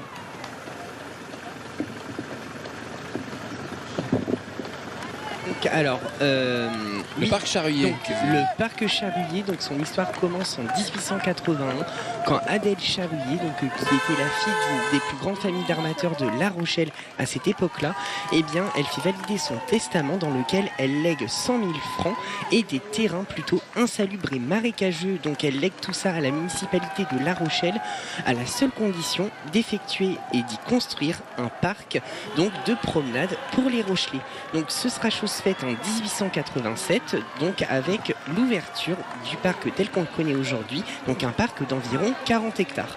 Et on est sur un espace qui a été aménagé plutôt dans un style de parc à l'anglaise, avec des petits chemins, des petits bosquets, des cours d'eau, etc.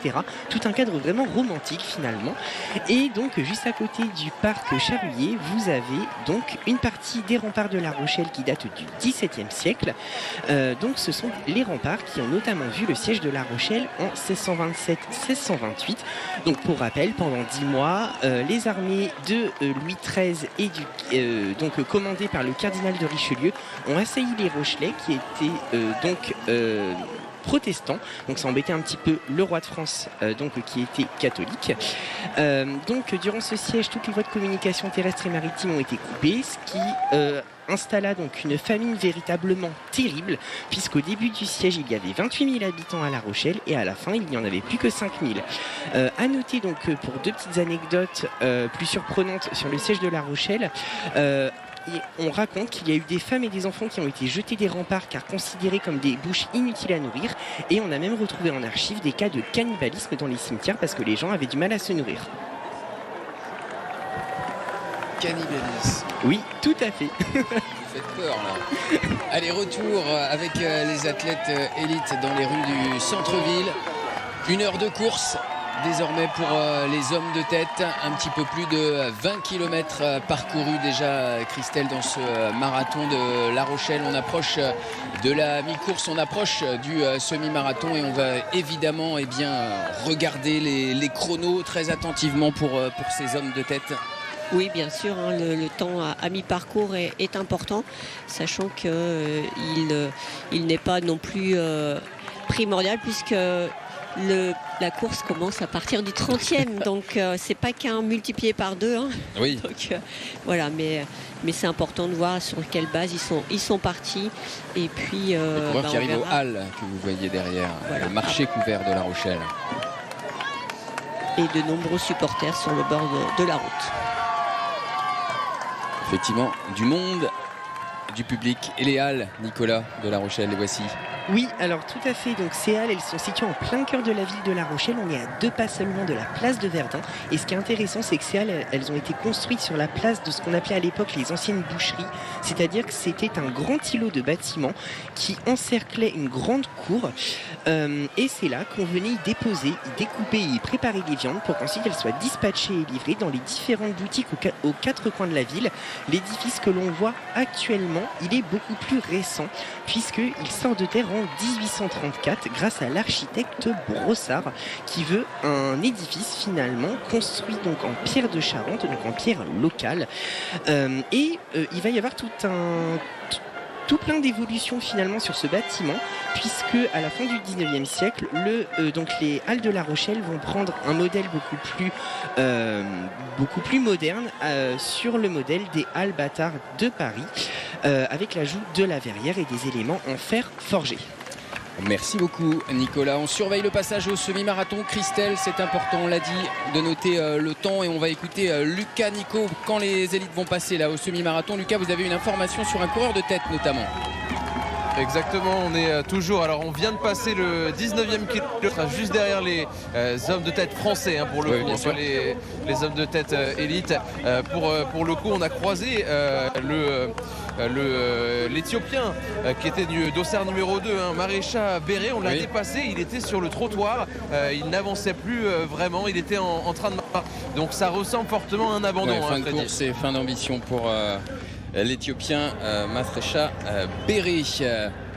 Oui, on le sentait, hein, il avait vraiment, il était en difficulté, il avait perdu le contact et puis il n'avait pas une foulée très dynamique au sol et ça sentait vraiment la performance en dedans. Le passage au semi-marathon, Christelle, ça y est, les coureurs de tête qui sont passés.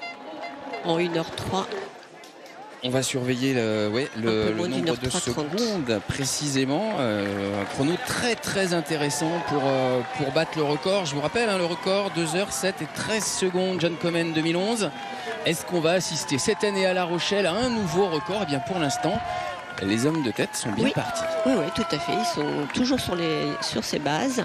Ils sont encore assez nombreux pour lutter et se pousser vers l'avant. Ils sont encore 4. Le lièvre est toujours présent. On espère qu'il fera le travail encore une petite dizaine de kilomètres jusqu'au 30e. Ça pourrait aider la course. Et après, souvent, quand il y a les lièvres qui s'arrêtent, il y a un petit ralentissement où ça se regarde. Donc j'espère que ce ne sera pas le cas aujourd'hui pour aller chercher un très beau chrono aujourd'hui. On attend le chrono officiel du passage au semi-marathon. On profite, bien voilà les bénévoles qui préparent les ravitaillements. Plus de bouteilles d'eau, hein. On a enlevé les bouteilles d'eau ici à La Rochelle. Marathon éco-responsable. Vous voyez, ce sont des gobelets jetables et recyclables qui sont utilisés. Les hommes de tête qui s'approchent de l'aquarium.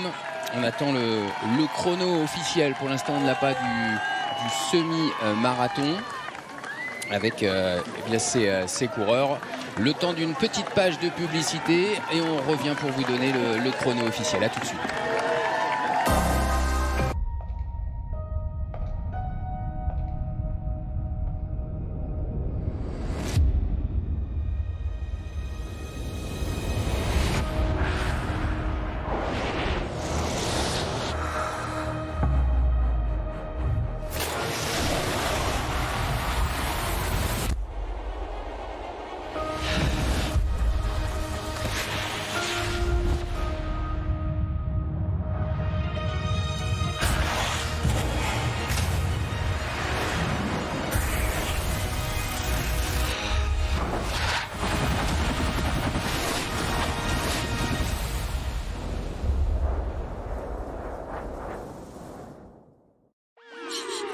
Lundi à 20h sur France.tv, toute l'actualité du surf est dans Olatua.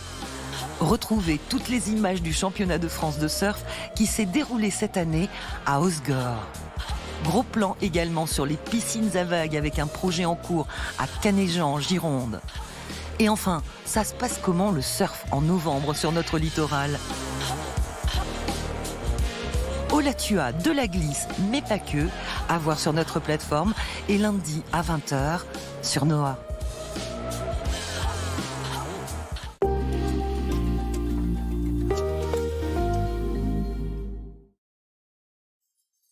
Retrouvez la magie de Noël à Limoges du 28 novembre au 28 décembre. De nombreuses animations pour petits et grands. Tout le programme sur noël.limoges.fr.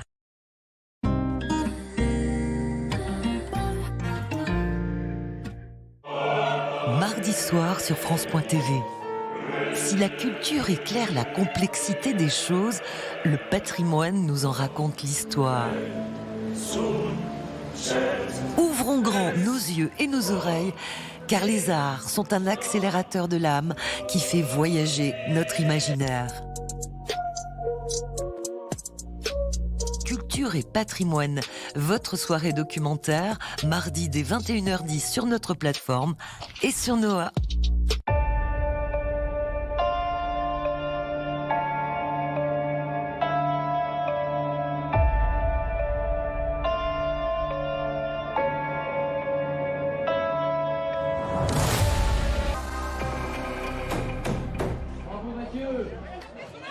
Retour à La Rochelle, les magnifiques tours qui marquent l'entrée du vieux port de la cité portuaire rochelaise.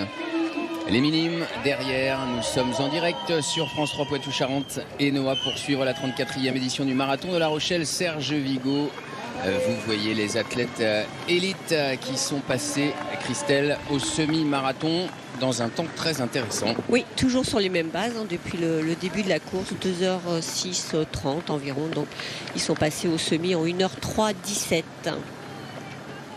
Ça veut dire qu'ils peuvent battre le record ce matin ici à La Rochelle et c'est ce qu'on va suivre en direct ce matin jusqu'à 11h30 sur France 3 Poitou-Charentes. On restera en direct si vous voulez suivre l'arrivée des concurrents qui en terminent en plus de 2h30, de 2h30 à 3h30. Et bien rendez-vous sur Noah entre 11h30 et 12h30. La course élite femme qui s'approche également du semi-marathon. On va suivre le chrono évidemment avec Maxime Bargetto, le lièvre qui mène toujours toujours la course féminine.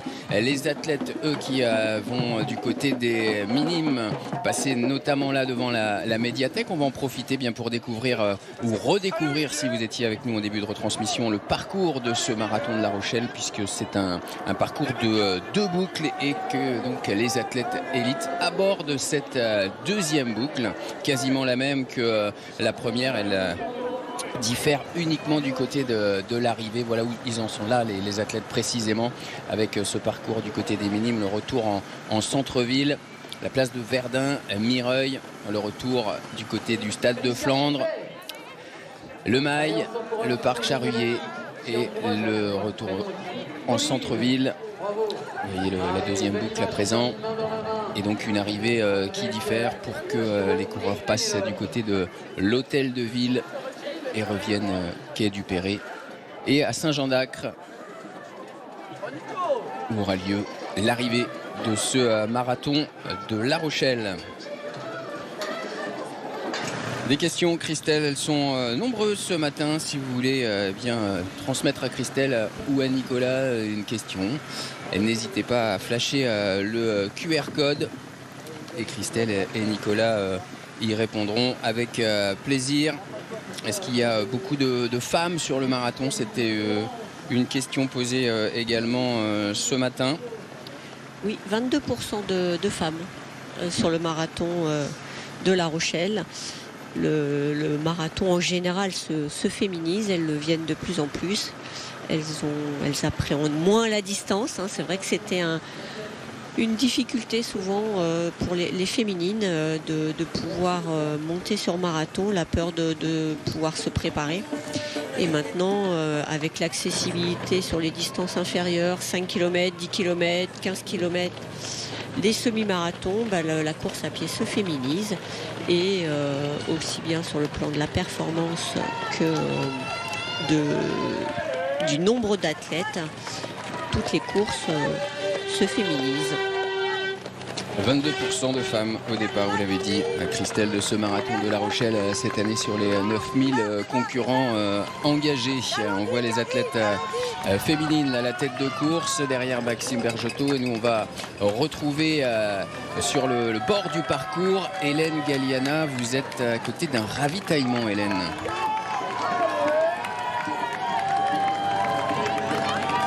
Oui, tout à fait. Je suis avenue du Général Leclerc. Je suis avec Alexis. Alexis, venez 2 petites secondes. Il s'est levé à 6h du matin, Alexis. Pas pour courir, mais pour faire le ravito. Pourquoi est-ce que vous avez décidé d'être bénévole, Alexis? Eh bien, parce qu'on a l'habitude de courir avec les copains et on s'est toujours dit que c'était super bien d'avoir des bénévoles qui venaient nous aider et qu'on était un peu admiratifs de les voir se lever juste pour nous voir courir. Et du coup, je me suis dit l'année dernière que j'allais le faire. Et cette année, j'ai embarqué mes copains ici. Alors là, l'ambiance, c'est on donne des verres d'eau, certes, mais alors surtout vous les encouragez. Vous les encouragez énormément, vous les appelez tous par leur prénom. On essaye, ou par leur numéro. C'est important. Bah ouais, mais ils sont qu'au début. À 42 km, ils sont au 10e. Et franchement, on sait que faut aller jusqu'au bout. Et puis c'est la bonne ambiance. Ils ont payé pour la bonne ambiance aussi, donc on essaie de leur mettre. Eh bah allez-y, il y en a encore qui vont passer, on leur laisse distribuer. Allez-y, Alexis. Bon. Premier kilomètre. Allez, Blandine! Bah non, mais Blandine, t'arrêtes pas, petit verre. Allez, on craque. C'est un petit shot. On a vu Baptiste Guillon qui s'arrêtait. Il a terminé son travail parfaitement emmené par. Il a parfaitement emmené ses coéquipiers français sur les bonnes bases, très réguliers. Fin de son travail, Baptiste Guillon, fin du travail de Mickaël Chaumont aussi, et maintenant bien les meilleurs Français qui sont livrés à eux-mêmes. Vous le voyez, ils sont 4 avec Benjamin Gruntier en dernière position. À sa gauche, François Potré. Devant lui, Antoine Villecheneau. Ils sont passés en 1h09, 26, donc 2h19. Ils ont encore un petit peu accéléré, donc de très bonnes allures. S'ils peuvent tenir comme ça tous les 4, ça serait parfait pour aller le plus loin possible ensemble et aller chercher la barre des 2h20 comme espéré. On retrouve les premières féminines à l'image. On va bien du côté de Lucas Nico pour avoir quelques informations sur cette course. Oui, Freddy, on a passé le 21e kilomètre. Il y a quelques instants, j'attendais justement au niveau des écarts par rapport aux meilleurs Français. J'avais lancé le chrono au 21e kilomètre, 2 minutes 50. C'est l'écart entre les meilleurs Français et les meilleures féminines, avec notamment la grande favorite, celle qui a remporté le marathon de Vienne en 2025 au mois d'avril, Betty Chepkemoi, qui a une belle allure et qui pour l'instant est entourée de 4 autres jeunes femmes et de plusieurs hommes français qui sont sur une bonne allure, avec aussi les lièvres pour les meilleures féminines. Merci Lucas. Le chrono, Christelle, 1h12-15. 1h12-15 pour les premières féminines au semi-marathon. Accélération progressive, tranquillement. Maxime, il accélère. 2h24-50 sur les bases au 15e. Et puis au semi, 2h24-30. Donc on se rapproche tranquillement. C'est moins bon que votre meilleur chrono sur la distance, un semi-marathon, Christelle, 1h08-34. Alors c'était un semi-marathon, c'était pas un marathon. Oui, tout à fait. Record qui a été battu? Oui. Christelle? Oui, en 2023.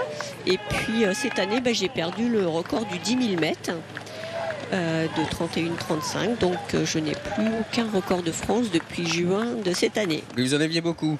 Oui. Vous aviez le marathon aussi Et qui a été battu. Voilà, l'année dernière, en 2024. Maintenant, c'est la marque de Megdes Woldou en 2h23-13. Exactement. Et Manon Trapp, 2h23-38. Et tant mieux. Et Mélanie Rollin, 2h24-12. Vous étiez en 2h24-22, Christelle. Vous n'aviez pas les mêmes chaussures non plus.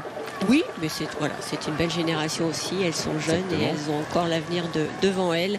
Et c'est bien qu'elles battent les records. Maintenant, il faut qu'elles s'aguerrissent sur le plan international pour pouvoir gagner en expérience et puis encore améliorer ce chrono de 2h23.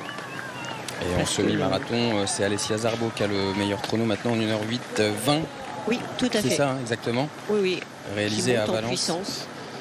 Elle a battu en septembre le record de France du 10 km. Elle vient de s'adjuger le semi-marathon. Elle n'est pas encore prête pour passer sur un marathon. Ouais. Mais elle revient après quelques années de blessures, d'arrêts, de reprises. Et là, elle semble parfaitement dans l'allure pour mener une carrière internationale sans pépin physique. On lui souhaite. Exactement. La course élite masculine à l'image. Merci à Raphaël Gaborio de nous proposer ces images avec des moyens techniques de Régis Réveillé. Merci à toute l'équipe autour de Tanguy Squazek, notre coordinateur éditorial. Alors, lors du ravitaillement... Et Florence Goès, notre script. Pardon, je vous en prie, Christelle. Allez-y. Lors du ravitaillement, un athlète a décroché, a perdu le contact, malheureusement. Et attention, ça glisse un petit peu dans le virage. Oui. Et du coup, pareil, il a perdu. Il revient. Oui, il revient, il rentre. Il va rentrer. Mais attention, à force de perdre le contact... Oui, ça fait des efforts en plus pour Naman Kipieko. Je crois que c'est Kibet aussi qui a perdu contact. On est du côté de l'université, Nicolas. L'université rochelaise. Assez récente finalement cette université. Oui, tout à fait. Alors donc l'université de La Rochelle, elle est construite dans un quartier qu'on appelle le quartier de la Ville en Bois. Et donc il tient ce nom donc assez original parce que autrefois il y avait donc à la place de l'université de nombreuses maisons, donc majoritairement en bois, d'où le nom Ville en Bois, et des usines. Donc tout ce quartier donc plutôt populaire se développe dès le XVIe siècle.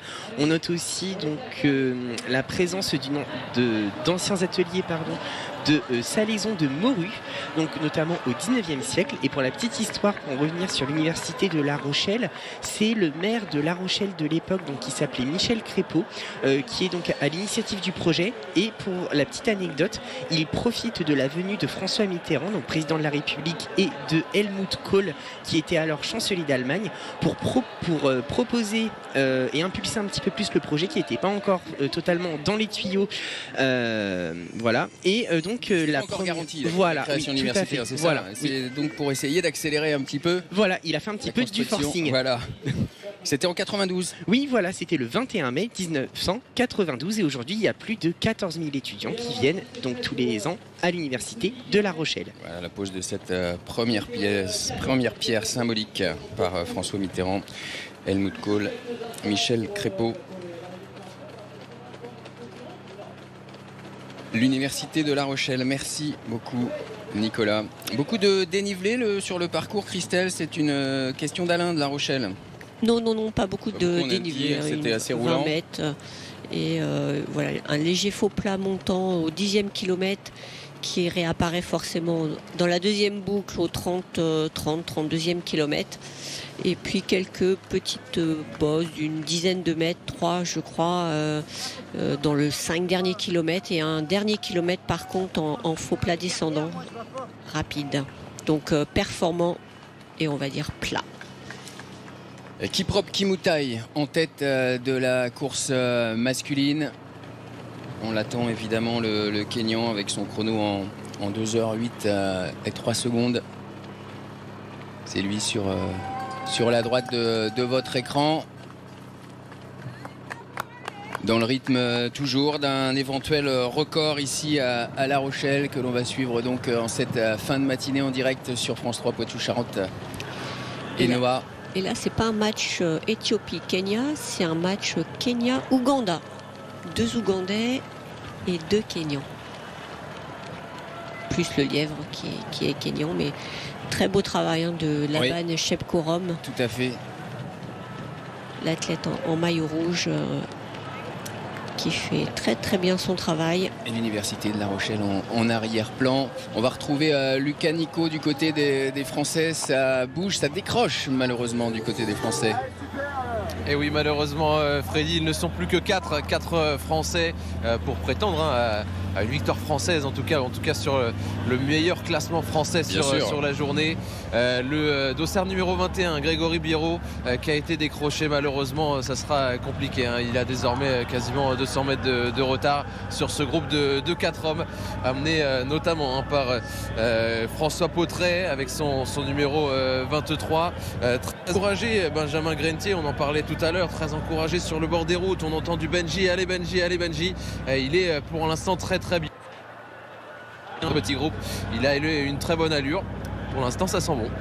Oui, pour l'instant, c'est très bien pour ces 4 coureurs français attendus. Et malheureusement, Grégory Biro qui, lui, n'a pas pu suivre le rythme. Pourtant, il avait un bel objectif de classement. Alors, il nous avait dit qu'il allait courir en 2h20 jusqu'au 30e et puis ensuite essayer de faire un négatif speed, c'est-à-dire d'accélérer sur la deuxième partie pour descendre ce chrono de 2h20 en 2h18, voire moins si possible. Bon, visiblement, c'est compliqué pour lui, en tout cas pour suivre le rythme des meilleurs Français, notamment Antoine Villechonneau que vous voyez à l'image, Benjamin Grentier maintenant.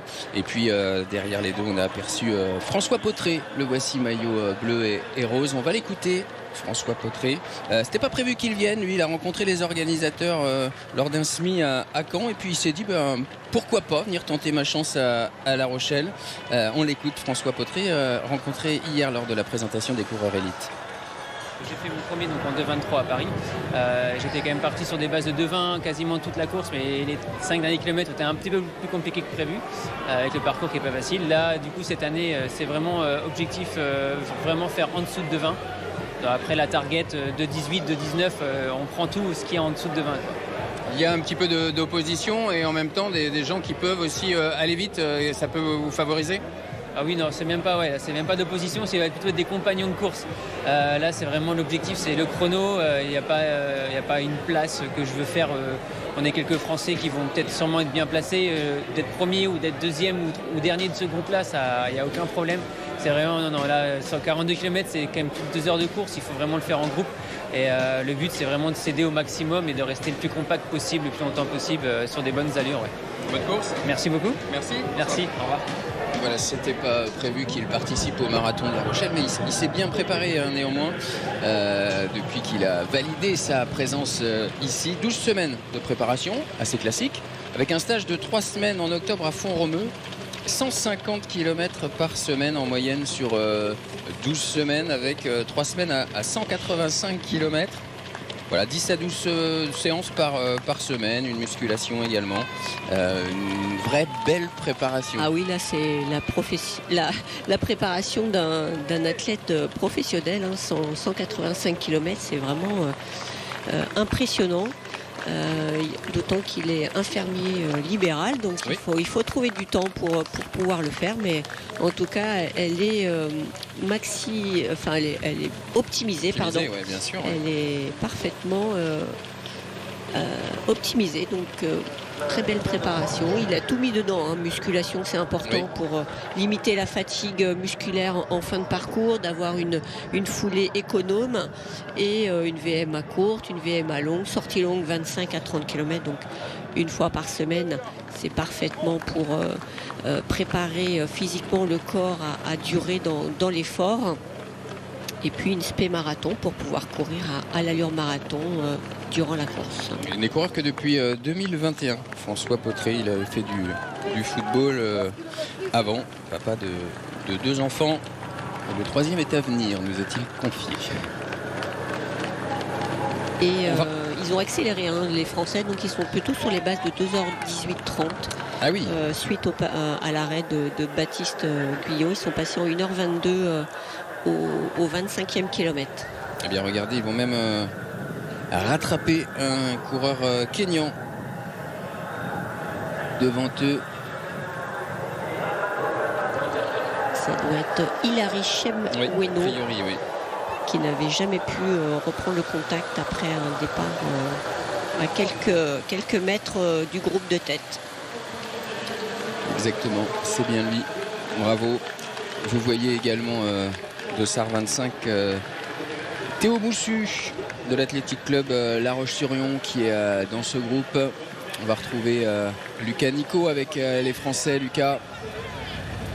Oui, tout à fait. Ils vont bientôt rattraper Hilary Chemweno qui paye son début de marathon à l'époussif. Il va être rattrapé là après 26 km par ces 4 Français, ces 4 fantastiques qui ont une superbe allure là et qui peuvent aller loin ensemble. On voit ces 4-là qui vont le rattraper. On passe sous le soleil avec bien évidemment, on en parlait, Théo Moussu, Benjamin Grentier, François Potré et Antoine Villechenot. Ces 4-là vont aller loin, Freddy. Exactement, mais on va les suivre avec vous, Lucas. C'est intéressant cette course dans la course qui terminera meilleur français de cette épreuve. Et puis surtout, on l'a entendu tout à l'heure avec François Potré. Je posais la question si c'était une opposition ou pas. Finalement, non, c'est pas vraiment une opposition. Il y aura peut-être à la fin une opposition forcément pour se jouer la place. Mais là d'abord, on est dans le même rythme. C'est ça. Il faut jouer l'entraide. On l'a vu, il y avait 2 duos qui commençaient à se former. Oui. Mais là, ils se sont regroupés. Mais là, non, il faut qu'ils s'entraident pour aller de l'avant, pour aller chercher le meilleur chrono possible. Et à la fin, voilà, le meilleur sera le meilleur de la journée, quoi. Mais non, au vu de la densité, il faut continuer à mener l'allure ensemble. Passer des relais aussi, c'est important, une fois devant, une fois derrière, et c'est ce qu'ils font parfaitement, ils s'entendent et ça peut aller que vers une belle performance commune. Si vous commencez à vous regarder, à jouer la concurrence, ça n'aide personne. Hilary Chemweno est repris, pas dans le rythme, vous l'avez dit, Christelle, comment ça s'explique? Est-ce que ça s'explique déjà? Alors on ne sait pas comment il est arrivé en forme, en méforme. Après, il n'est pas parti tout de suite avec le groupe. Donc il avait un chrono de référence de 2 heures. Que je reprenne les notes. Le marathon 2h09-19. Ouais, c'est ça. Et puis il a fait Mexico cet été en 2h23. Pourtant Linz, 2h09-19. Mais voilà, c'est son 3e marathon de l'année. Peut-être un peu trop. Peut-être un peu de fatigue. Voilà. Ça bouge encore en tête de course avec un athlète qui est décroché. Vous voyez toujours le lièvre qui mène la course. Et puis on a derrière lui Elvis Cheboy, me semble-t-il. Alors il ne faudrait pas qu'il accélère de trop le lièvre parce qu'il termine son travail dans quelques centaines de mètres. Est-ce qu'il arrêtera au 30e? Ou alors il nous fera une Emmanuel Oliolo qui s'était imposé en étant lièvre. Voilà, peut-être. Ici à La Rochelle. voilà, faut pas qu'il désorganise le groupe parce qu'il va arrêter bientôt et il veut bien faire son travail, mais il faut pas accélérer trop fort non plus et rester dans l'allure. Oui, pour l'instant, vous voyez, c'est un petit peu plus compliqué. En tout cas, ça semble un petit peu plus compliqué pour Kiprop Kimoutai, le favori de cette course, jeune coureur de 21 ans. Avec son record, on vous le disait, en 2h, 8 minutes, 3 secondes à Linz. Vous parliez de ce marathon. Il avait terminé deuxième à 5 secondes du vainqueur. C'était le 13 avril. Il avait un chrono jusqu'alors de 2h12-26, réalisé le 24 mars 2024 à Wuhan. Eh bien, pour l'instant, il n'est pas dans les pas du lièvre. Est-ce qu'il contrôle? Est-ce que c'est dur par rapport à la vitesse du lièvre? Il y a certainement une accélération, donc il faut temporiser. Et puis il faut qu'il reste sur cette allure. Ils sont déjà sur des bases inférieures à son record personnel. Oui. Donc, on est à moins d'une 30 au 30e kilomètre. Hein. On approche du 30e là précisément pour les hommes. Et donc derrière le lièvre, Elvis Cheboy.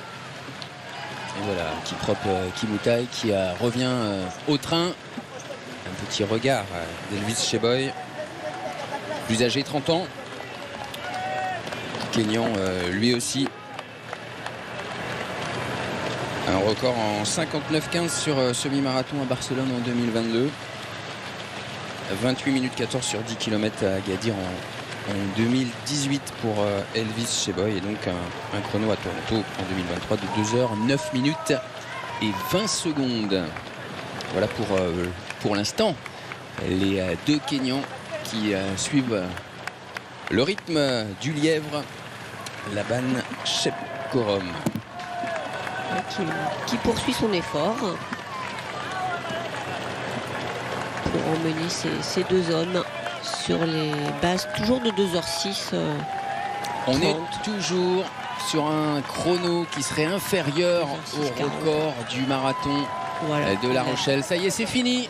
Bravo Laban Chepkorom pour ce travail de lièvre jusqu'au 30e kilomètre. Il s'est arrêté. Il laisse donc maintenant deux hommes en tête, Elvis Cheboy et Kiprop Kimoutai. Mais est-ce que Cheboy va accélérer? C'est ce qu'on a l'impression, en tout cas à l'image. Est-ce que Kiprop Kimoutai va réussir à tenir le rythme imposé par son compatriote? Eh bien, c'est ce qu'on va suivre dans cette prochaine demi-heure jusqu'à l'arrivée de ce marathon de La Rochelle. Pour l'instant, avantage à Elvis Cheboy. C'est peut-être là que se joue le marathon de La Rochelle pour la victoire finale, Christelle. Oui. Alors pour les deux premières places, le troisième Kiprop, Oscar Kibet est à une vingtaine de secondes. Mais rien n'est fait, attention. Il faut amortir l'arrêt du lièvre. Ça va être maintenant un mano à mano entre ces deux athlètes. Vous voyez la différence de rythme. On est avenue du Général Leclerc. On a les marathoniens qui sont de l'autre côté de l'avenue et donc qui aperçoivent les leaders de ce marathon. C'est la particularité à La Rochelle. On se croise ici à partir du kilomètre 30, avenue du Général Leclerc. Les coureurs qui étaient à l'opposé terminent, eux, leur première boucle, évidemment. Donc il y a eu un ralentissement là entre le 25 et le 30. Donc du coup, on est repassé au-dessus du record de l'épreuve. On est un petit peu donc au-delà des 2h07 13 après ce ralentissement. Alors est-ce que les coureurs vont courir ensemble tous les deux? Voilà, vous voyez Nicolas Moni, l'occasion de le saluer. Nicolas, c'est lui qui organise ce marathon de La Rochelle, l'un des salariés de l'association, qui organise aussi ce plateau élite et qui, vous voyez, indiquer de quel côté courir. Il est à l'avant de la course, Nicolas, sur sa moto. avec le chrono que vous voyez sur la voiture devant. Comme ça, les hommes de tête sont au courant du temps qu'ils réalisent. 1h33, 42 secondes depuis le départ précisément. Il reste une grosse demi-heure. 33 peut-être, 34 certainement, 35 minutes de course. Oui, on va voir comment à deux là ils maîtrisent leur effort.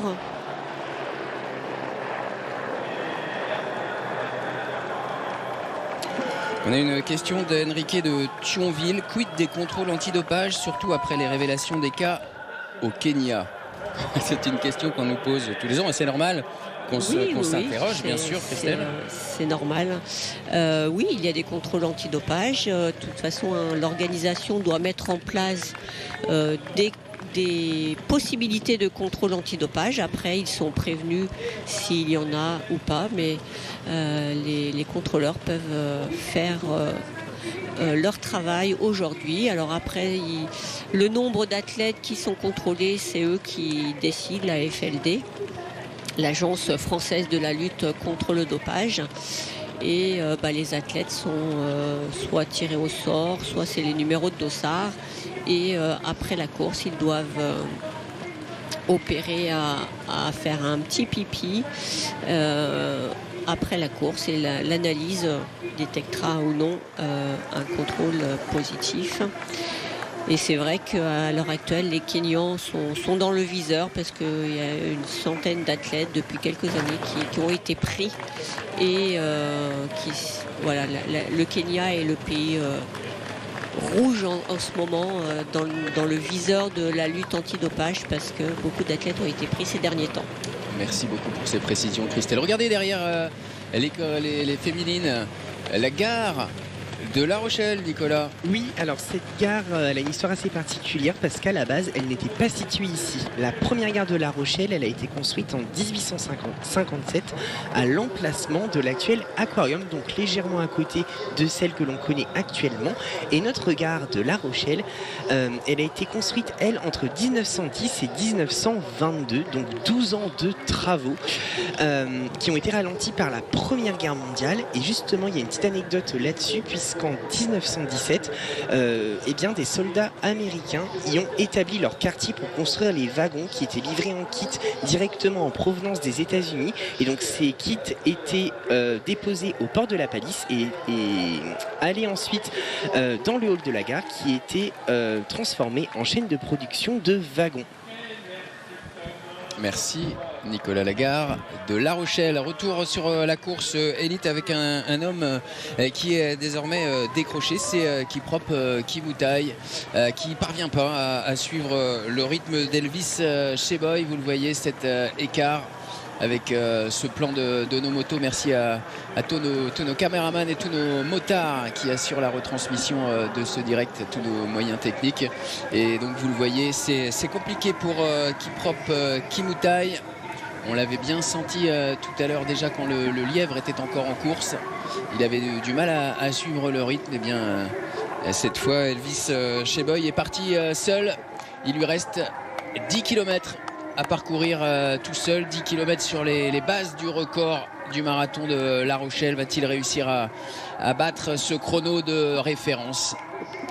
Bien la réponse en direct sur France 3, sur Nora et sur France.tv ce matin. Oui, maintenant il faut qu'il maintienne un effort solitaire sur la fin de parcours.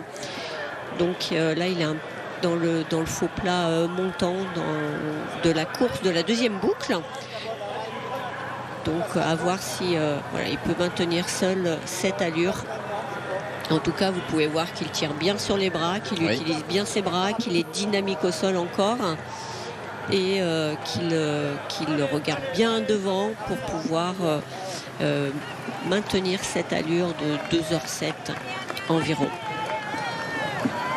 On voit ces chaussures. Christelle, on a une question de Christian de Saint-Trojan-les-Bains en Charente-Maritime qui nous dit régulier à 2h19 dans les années 80 et 2 fois 9e au marathon de Paris. Félicitations. À combien peut-on estimer le gain apporté par des chaussures carbone? Ça se mesure ou pas? C'est souvent la question qu'on nous pose. Alors ouais. C'est difficile à dire, hein, mais c'est quelques secondes au kilomètre. Après, pour les athlètes élites, c'est vrai qu'elles sont vraiment plus performantes et puis elles nous permettent un gain important sur la course. Après, sur les athlètes plutôt amateurs ou il faut savoir si elles conviennent aussi, parce qu'elles ne conviennent pas à tout le monde. Hein. Ah oui. On n'a pas tout. On n'a pas tous la même foulée et quelquefois les carbones ne sont pas adaptés à votre foulée. Donc vraiment bien tester les chaussures avant. Et puis forcément il y a un gain de performance puisqu'on l'a vu ces derniers temps, les records explosent, que ce soit les records de France, les records d'Europe, les records du monde, grâce à cette nouvelle technologie de carbone.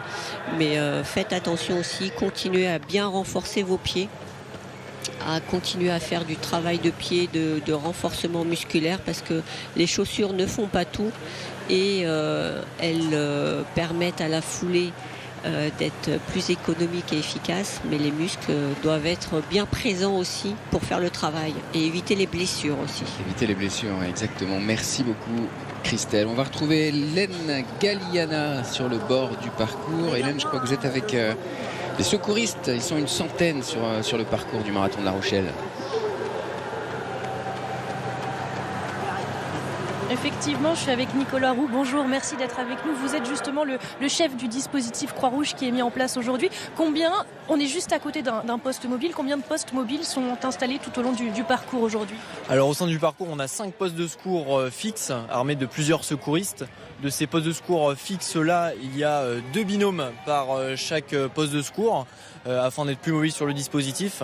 Et enfin, un gros poste médical avancé au niveau de l'arrivée, pour 5 ambulances sur l'ensemble du parcours de ce marathon. Est-ce que pour l'instant, alors on est plutôt au début de la course, malgré tout, il y a eu beaucoup d'interventions pour l'instant? Là actuellement sur la première heure du marathon, sur une quinzaine d'interventions à peu près, principalement sur le parcours de ce dispositif. Là, vous attendez surtout l'arrivée, c'est majoritairement à l'arrivée qu'il y aura peut-être des interventions à faire? Effectivement, le gros rush sur ce type d'événement, ça va être l'arrivée parce que l'épuisement des différents coureurs. Cependant, on a quand même une activité sur le parcours relativement importante, surtout pour cette édition spéciale avec 1000 coureurs supplémentaires de cette édition du 34e marathon de La Rochelle. Ces coureurs en plus, il a fallu les prendre en compte pour grossir le dispositif? Exactement, donc on a grossi de plusieurs équipes ce dispositif pour répondre aux différentes sollicitations, forcément. Plus de participants, plus de risques en tout cas d'être victime de malaise.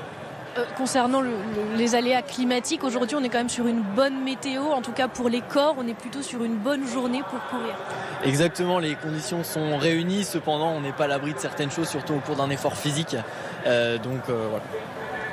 Merci beaucoup Nicolas.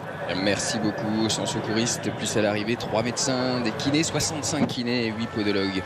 La course masculine, les meilleurs Français. On va retrouver Lucas, Nico, vous êtes à leur côté, les Français qui ont dû passer un ravitaillement.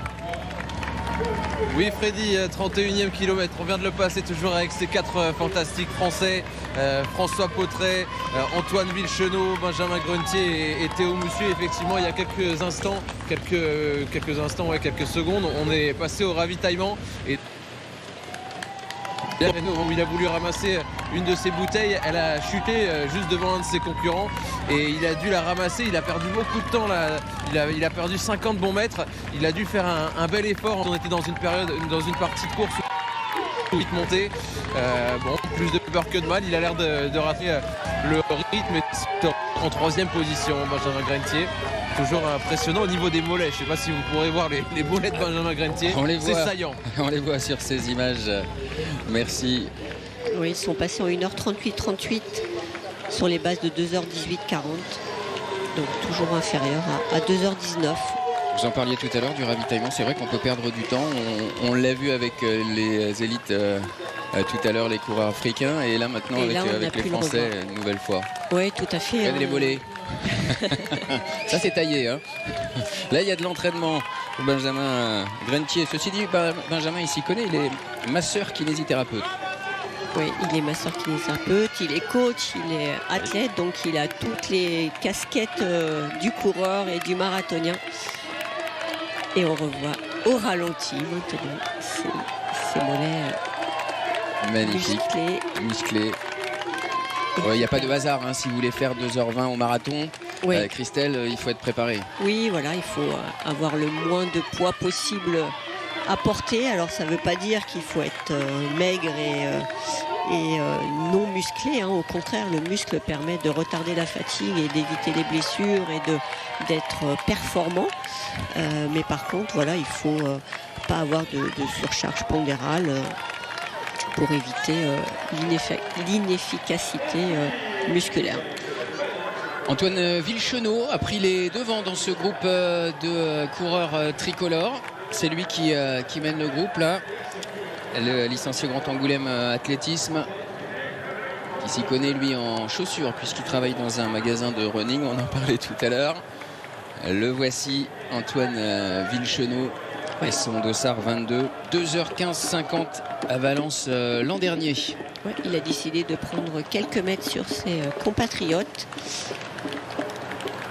et d'aller chercher le top. Là, ils sont dans le top 10, hein, les Français. Mais pourquoi pas aller chercher un top 5? Oui, on va suivre ça évidemment. Il a fait une préparation courte, lui, Antoine. Focus marathon, un mois de préparation, 7 à 9 entraînements par semaine, jusqu'à 38 km. Grosse sortie quand même. Et puis il avait fait au mois d'août et début septembre une partie foncière du côté de Font-Romeu lui aussi.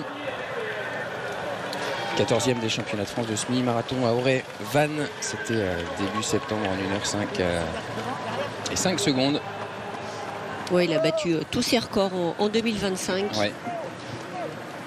Champion de France par équipe 10 km, semi 2024, vice-champion de France d'Equilène 2023, victoire au semi-marathon de La Rochelle l'an dernier, 13e au scratch et second français au marathon de Paris en 2024. Et vous le disiez, c'est record en plus cette année.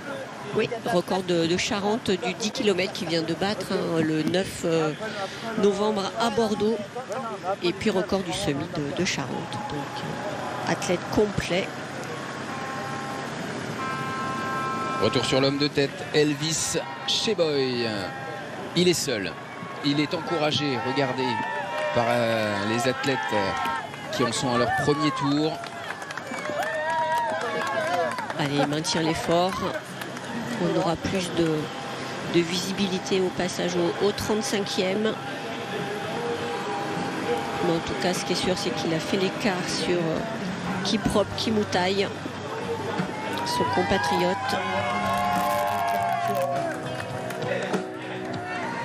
Allez, 35e kilomètre. On va attendre. 1:46-37.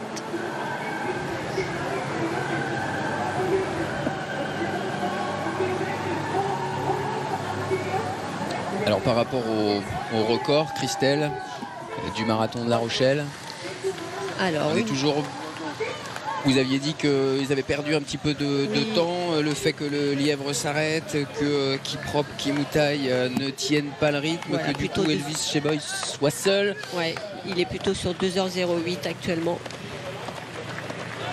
2h07-13, le record masculin, je vous le rappelle. On est plutôt donc sur les bases de 2h08 pour Elvis Cheboy. Et son record personnel, lui, 2h09 minutes 20 secondes. Il est donc pour l'instant en passe de battre son propre record. Aura-t-il la capacité à accélérer pour tenter de battre le record à La Rochelle? Réponse d'ici 25 minutes. On a vu rapidement les féminines, donc elles sont plus que 3 dans le sillage de Maxime. Vous avez Viviane Cherotic, Betty Chepkemoy, les deux Kenyanes, et l'Éthiopienne Alep Seei Zehiroun. Qui arrive au 32e kilomètre, un passage au 30e en 1:42-27 pour les 3 premières. Et vous voyez là. Donc elles sont passées sous les 2h24, aux alentours de 2h24 les bases. Donc elles grappillent quelques secondes à chaque portion de 5 km. Et regardez qui les accompagne, c'est Rémi Raymond que vous voyez là à l'image. Le coureur de l'entente athlétique Moulins-Iser. Il nous avait dit qu'il aurait peut-être du mal à suivre les meilleurs français, même s'il est en forme. Rémi Raymond, vainqueur de la classique Saint-Jean-de-Luz Honda Ribia en 2025. Vainqueur du semi-marathon de Vichy en 2024. Lui, il a fait 12 semaines de préparation. Vous voyez avec son dossard numéro 27. Au départ, il voulait avoir comme objectif le record de l'Allier en 2h21. Il a certainement revu ses objectifs avant la course et se caler dans la foulée des féminines, des premières féminines. Et on sait que là, il y a un lièvre. Donc pas besoin de gérer son allure.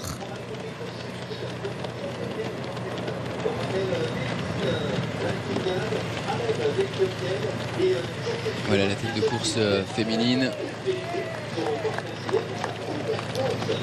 Chez les Françaises, nous avons Émilie Lasserre qui est première française. Oui. Émilie Lasserre qu'on va suivre, qui était déjà présente l'année dernière.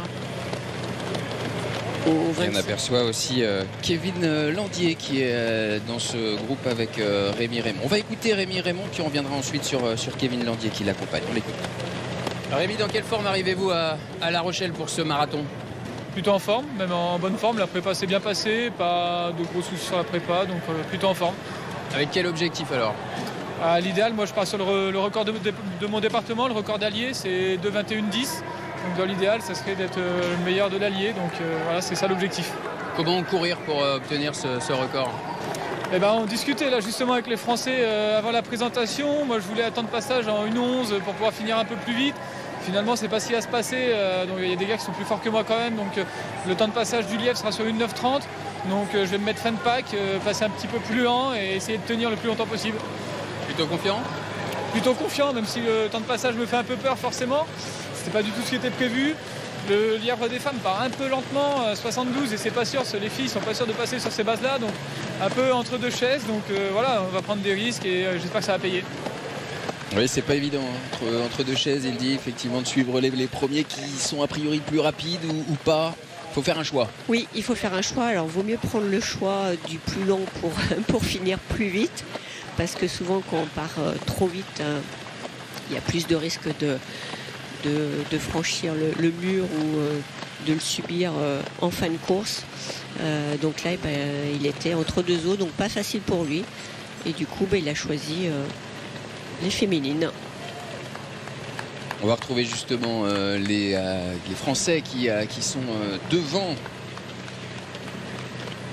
devant Rémi Raymond, qui n'a pas réussi à suivre, et donc il s'est focalisé sur les meilleures athlètes féminines. On va retrouver Lucas Nico avec les athlètes français. Est-ce qu'on collabore toujours aussi bien? Est-ce qu'on s'entend aussi bien dans ce groupe, ou est-ce que ça bouge encore? Écoutez, les trois Français derrière s'entendent toujours bien. Maintenant, il y en a un qui a choisi de plus s'entendre et de partir à la conquête, pourquoi pas, de la première place française. Bien sûr, c'est le Dossard 22, Antoine Villechenot, qui imprime un très beau rythme là, aux alentours de 21 km/h. Il est à côté toujours de Hamilton Kimayo, qui était le lièvre de la première partie de course. Et là, il l'a dépassé. Il a gagné les trois Français hier, presque 200 mètres maintenant. Il est bien parti pour faire meilleur français à l'approche bientôt du 30e kilomètre. Merci Lucas. Effectivement, il a accéléré, Antoine Villechenot. Attention, si vous êtes au bord du circuit de ce marathon de La Rochelle, quand vous voyez courir les athlètes, regardez derrière vous, que vous couriez ou non, ou que vous marchiez. Les athlètes passent derrière vous à vive allure. Merci Raphaël Gaborio pour ce ralenti. On le retrouve, Antoine Villechenot, Belle allure. Ah oui, il est déterminé là. Ouais. Il est vraiment en focus sur aller rattraper les adversaires qui sont devant. Il a même fait l'écart sur Hamilton Kimayo. Il l'a déposé comme on dit. Et il va certainement faire un negative split, c'est-à-dire qu'il part sur des allures du premier semi-marathon plus lentes que le deuxième. Un point sur la course, Christelle, alors que l'homme de tête approche du 38e kilomètre. Donc Elvis Cheboy est en tête. Il a quasiment une seconde d'avance sur Kiprop Kimutai désormais. Oscar 40 secondes. 40 secondes, merci, exactement, c'est précis. Oscar Kibet est troisième, à un petit peu moins de 3 minutes. Et ensuite, on trouve Wesley Ledama et Naman Kipieko. Voilà pour les 5 premiers. Et puis derrière cette lutte pour être meilleur français du marathon de La Rochelle, Antoine Villechenou, qui serait même le premier régional, puisqu'il même s'il habite en Haute-Vienne, il est licencié au Grand Angoulême Athlétisme. Donc c'est donc le premier picto charentais de cette épreuve pour l'instant. L'homme de tête, vous voyez son allure. 38 km parcourus pour Elvis Cheboy. Un petit peu plus poussif que Antoine Villechenou. On sent qu'il se bagarre un petit peu plus pour maintenir l'allure. Il a des gestes parasites un peu avec les épaules. Il se bagarre contre lui-même. Allez, il rattrape les concurrents qui entament leur deuxième boucle.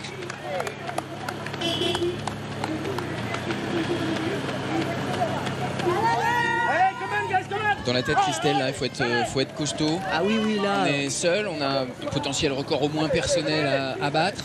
Ça peut être motivant aussi. Oui, et puis une victoire au marathon de La Rochelle peut le propulser vers d'autres marathons plus alors je ne vais pas dire de notoriété meilleure, mais des marathons internationaux dans des villes plus grandes.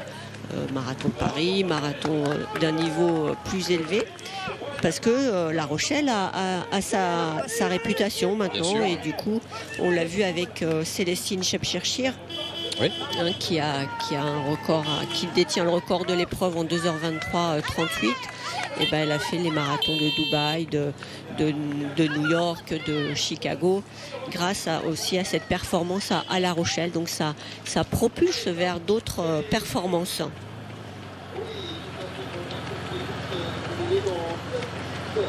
Pourquoi pas courir un major?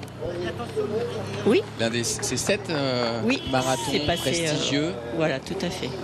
Avec Sydney qui est rentré cette année. C'est ça, exactement. Et on peut saluer justement la performance de Dorian Louvet, qui a réalisé ces 7 marathons majors dans la même année et en moins de 2h30 de moyenne. Tokyo, Boston, Londres, Sydney, Berlin, Chicago et New York.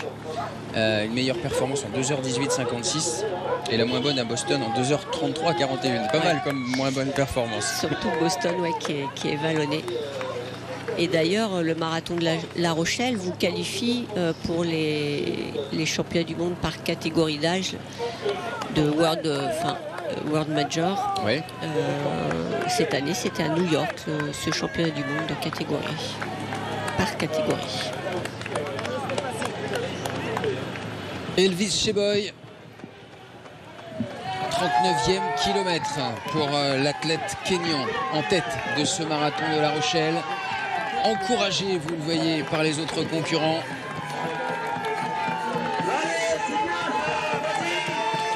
Qui est du côté de la corniche, qui va remonter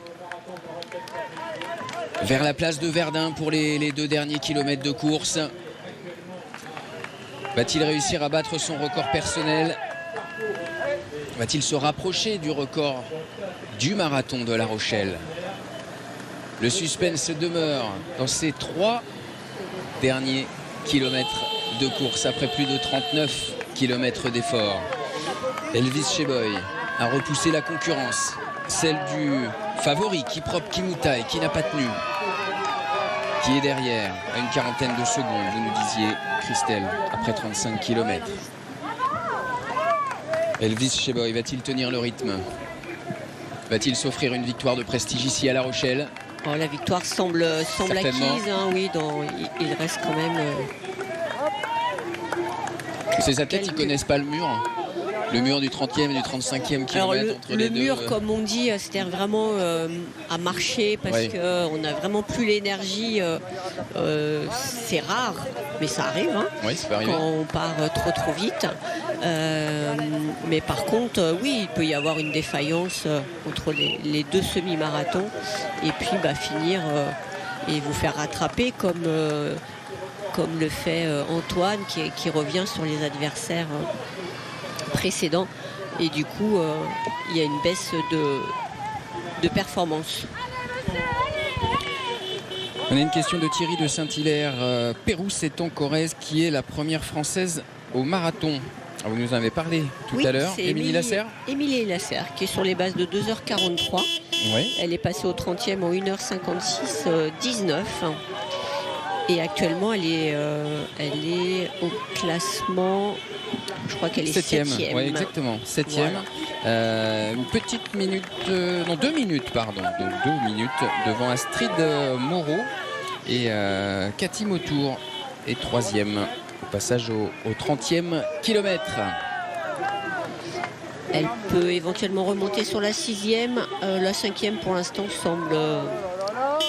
difficile pour reproduire le top 5 qu'elle avait fait l'année dernière, et elle avait fait 3e à La Rochelle 2023. Émilie Lasserre. Vous avez vu, on fait la circulation, on prévient les coureurs alors que Elvis Cheboy est allé du Mail, Nicolas. Allée du Mail à La Rochelle.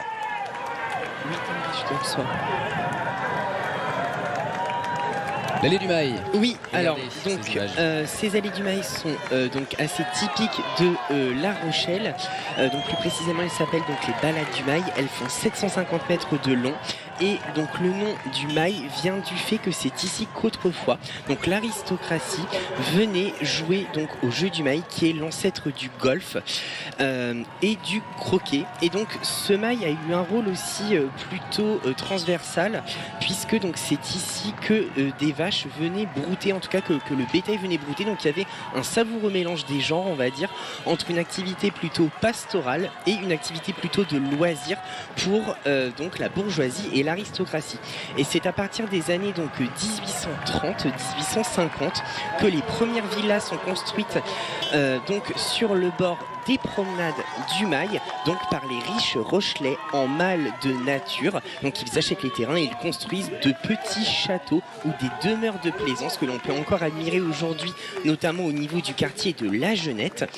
Et on va aussi donc s'installer le long du Mail, donc ce qu'on appelait à l'époque les bains Marie-Thérèse, donc qui ont été construits en 1827.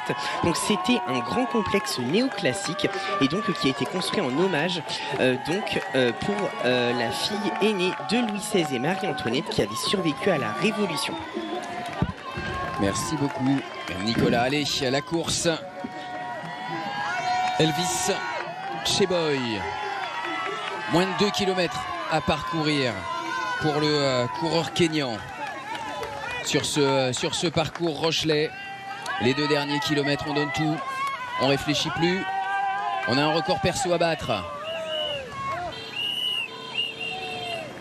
Il faut s'arracher. Ah oui, cette préparation. Là, la victoire, il a 40 secondes d'avance. Maintenant, s'il peut grappiller quelques secondes sur son record personnel, ça sera parfait pour lui. Ça sera une très belle journée. Le parc Charhuillet, le retour vers la place de Verdun. Le passage devant la cathédrale. La rue Chaudrier, la rue du Paty. L'hôtel de ville, la rue de la Ferté, le quai Maubec, le quai du Perret, le cours des Dames et la tour de la Chaîne et l'esplanade Saint-Jean d'Acre. Voilà le programme d'Elvis Cheboy sur ces 2 derniers kilomètres de course ici à La Rochelle. Il y a du monde, il y a du monde, c'est bien, s'il est encouragé, ça motive, même si les jambes elles sont très lourdes dans ce fin de parcours. En plus le parcours tourne, il n'y a pas des grandes lignes droites, donc c'est motivant aussi pour lui. Il faut vraiment faire la circulation. Hein. Ouais. Attends, il est ralenti même là, attention. Il y a beaucoup de monde. Et voilà, c'est bon, les motos. Le peloton qui s'écarte. Après, il faut faire attention aux autres concurrents qui sont là aussi. Bien sûr, qui font leur course. Qui font leur course, qui veulent aller chercher le record. Mais actuellement, voilà, il faut laisser le passage. Alors qu'on a une féminine qui a lâché. Qui était la favorite. Oui. Betty Chepkemoi qui ne tient pas le rythme. Imposée toujours par Maxime Bargetto devant. Je crois qu'il est encore devant, Maxime, non? Alors Maxime, au 35e, il est passé en 12e position homme. Donc très bon classement au niveau scratch. D'accord. On va suivre évidemment sa performance aussi sur la ligne d'arrivée. Allez, on est avec Elvis Cheboy qui est obligé de se frayer un passage. Voilà, là ce sera plus facile. Il revient justement du côté de la place de Verdun. Les 2 derniers kilomètres de course, on en profite pour retrouver Lucas Nico avec les meilleurs Français. Puis on revient sur Elvis Cheboy évidemment. Ouais, on a passé Freddy le 38e kilomètre avec le premier Français, le dossard numéro 22, Antoine Villechenot, qui semble-t-il va aller au bout en finissant premier Français de ce marathon de La Rochelle 2025. Lui qui a un record sur le marathon, c'était à Valence en 2024 de 2h15 51. Est-ce qu'il est parti pour mieux faire? C'est bien possible, Freddy. Il garde le rythme et il va finir sans doute meilleur Français aujourd'hui. Merci Lucas, on va suivre ça avec vous évidemment, mais pour l'heure c'est l'arrivée qu'on attend ici à Saint-Jean-d'Acre, celle d'Elvis Cheboy qui va passer devant la cathédrale de La Rochelle, tourner à droite pour emprunter les petites rues du centre-ville rochelais et se diriger ensuite vers l'hôtel de ville. Attention quand vous traversez aux concurrents en course, beaucoup de monde. Vous le voyez sur cette place de Verdun. On tourne à droite pour Elvis Cheboy. Passage le long de la cathédrale. Avant de tourner une nouvelle fois pour prendre la direction de l'hôtel de ville. On regarde le chrono, 2:05:57. Effectivement, Christelle, je crois qu'on peut l'annoncer. Le record ne sera pas battu. Non, tout à fait. Même si... Il ne perd pas trop de temps là. Il aborde le dernier kilomètre. Voilà, dans 1 minute, il devrait passer la ligne d'arrivée pour battre le record du marathon de La Rochelle. Et ça sera pas. Ce sera trop difficile. On va suivre son record perso. Ouais, 2h20, 2h02. 9, oh là, 20. 2h09, 20. C'est ça. J'ai mélangé les chiffres. 2h09, 20 à battre pour Elvis Cheboy. Maintenant, il va réaliser un bon chrono. Oui. Elvis Cheboy par rapport au chrono du marathon de La Rochelle. On va suivre ça évidemment également par rapport aux performances réalisées ces dernières années à La Rochelle. On approche des 2h07. Oui, 2h07-13 le record. En 2019, on avait réalisé 2h08 22, 2h09 16 en 2021. Et en 2022, 2h09 53. Voilà pour les derniers très bons résultats ici à La Rochelle. Allez, un dernier kilomètre favorable. C'est la partie la plus intéressante. Le retour sur les quais. Regardez cette belle image des marathoniens. Avec un soleil magnifique. Et on le retrouve, Elvis Cheboy, qui va passer près de la statue du Perret pour venir à Saint-Jean-d'Acre, franchir la ligne d'arrivée en vainqueur. Les derniers mètres, les derniers 400 mètres pour Elvis Cheboy, applaudi par le public. Il arrive à la Grosse horloge, la statue du Perret. Il tourne. Allez, les 300 derniers mètres pour Elvis Cheboy. On vous rappelle son chrono perso, 2h09, 20. Moins d'1 minute à partir de maintenant pour allier l'arrivée et conclure ce marathon de La Rochelle avec un nouveau record personnel. Les derniers mètres, Elvis Cheboy. On vous laisse profiter de l'ambiance sur cette ligne d'arrivée. Allez, 40 secondes. C'est à gauche, c'est à gauche, c'est à gauche. C'est à gauche, c'est à gauche. Il se trompe, il se trompe. Elvis Cheboy, il n'est pas parti du bon côté. Aïe, aïe, aïe. Aïe, aïe, aïe, il ne va pas battre son record. Il est parti du mauvais côté, Elvis Cheboy. Il n'est pas parti vers la ligne d'arrivée, c'était tout droit. Aïe, le voilà qui revient. Et forcément, il a perdu beaucoup de temps. Il est ramené. Regardez. Voilà, c'est tout droit, c'est à gauche maintenant. Ah, merci à ce monsieur de ramener Elvis Cheboy dans la bonne direction. Et du coup, il va rater son record personnel pour quelques secondes. Elvis Cheboy, mais il va remporter le marathon de La Rochelle. On le vit en ambiance en direct.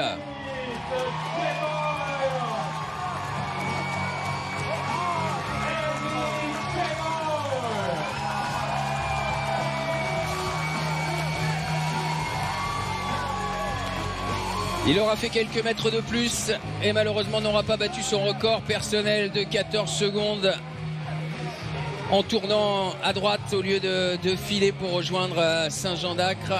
Bravo néanmoins à Elvis Cheboy, vainqueur de la 34e édition du marathon La Rochelle Serge Vigo. Oui, il était parti un petit peu loin là et malheureusement... Ouais, c'est curieux, il a pas suivi les barrières, il n'a pas suivi le public. Pourtant, c'est tout droit, malheureusement. Oui. Et voilà, peut-être un manque de lucidité aussi dans cette fin de course. En tout cas, victoire d'Elvis Cheboy à La Rochelle. On va attendre son chrono officiel, évidemment. 2h09, 31 exactement. À 11 secondes donc de son record qu'il aurait battu. On revoit au ralenti le moment où Elvis Cheboy s'est trompé. Et oui, c'était tout droit, il fallait passer dessous là-bas. Et malheureusement, on réagit pourtant, on lui indique, mais non, il file. Ah, il n'écoute pas du tout ce qu'on lui dit. Et heureusement que quelqu'un parvient à le rattraper. Un supporter, ouais, certainement un spectateur qui a tout compris et qui le ramène sur le bon chemin pour conclure. Et oui, en fait, il a suivi la route goudronnée. Oui, c'est ça. Exactement. Il n'a pas pris les pavés. Il n'a pas pris les pavés, donc il a pensé que la route goudronnée était la bonne. Et malheureusement, il y a aussi une petite ouverture qui a fait que il n'a pas été stoppé. Exactement. On attend maintenant le deuxième qui propre Kimoutai sur la ligne d'arrivée. Normalement oui, ça doit être lui. Qui devrait franchir la ligne en deuxième position. On va retrouver Patricia Perrin sur la ligne d'arrivée également. Patricia. Oui, on va laisser le vainqueur récupérer un petit peu, mais c'est pas étonnant qu'il se soit trompé un petit peu sur le final parce que visiblement il est allé piocher très très loin dans ses réserves. Là il revient, il reprend un peu de force, mais à l'arrivée il a été malade et voilà, il faut vraiment qu'il récupère parce qu'il est allé très très loin chercher ce temps-là. Mais oui, c'est ça, merci beaucoup Patricia. Kiprop Kimoutai, lui, en termine également. Il va terminer deuxième de ce marathon de La Rochelle. On le laisse conclure. C'est 42 km à 195. Il y aura eu un petit écart quand même. Oui, il a vraiment perdu. Il avait 40 secondes au 35e kilomètre. Et du coup, là, ça fait... Là, il est à 3 minutes quasiment maintenant. 3 minutes, oui. Exactement. Et voilà qui en termine sur les quais du Vieux-Port ici à La Rochelle. Allez, les encouragements pour Kiprop Kimoutai.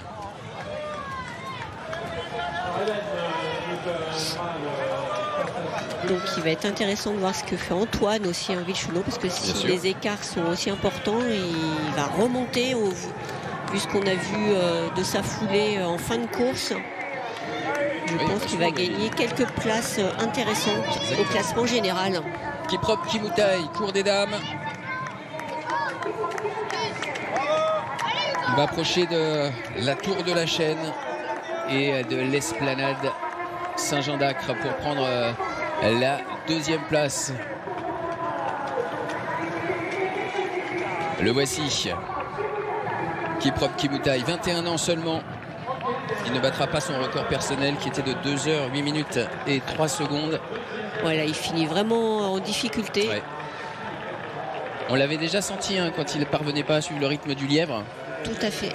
Il était 2-3 mètres derrière, il avait réussi à faire la jonction et quand le lièvre s'est écarté, il n'a pas pu suivre le rythme d'Elvis Cheboy. Arrivée, messieurs, dames, de Kiprop Kimoutai, deuxième du marathon de La Rochelle. Allez, sous les applaudissements du public de l'esplanade Saint-Jean-d'Acre.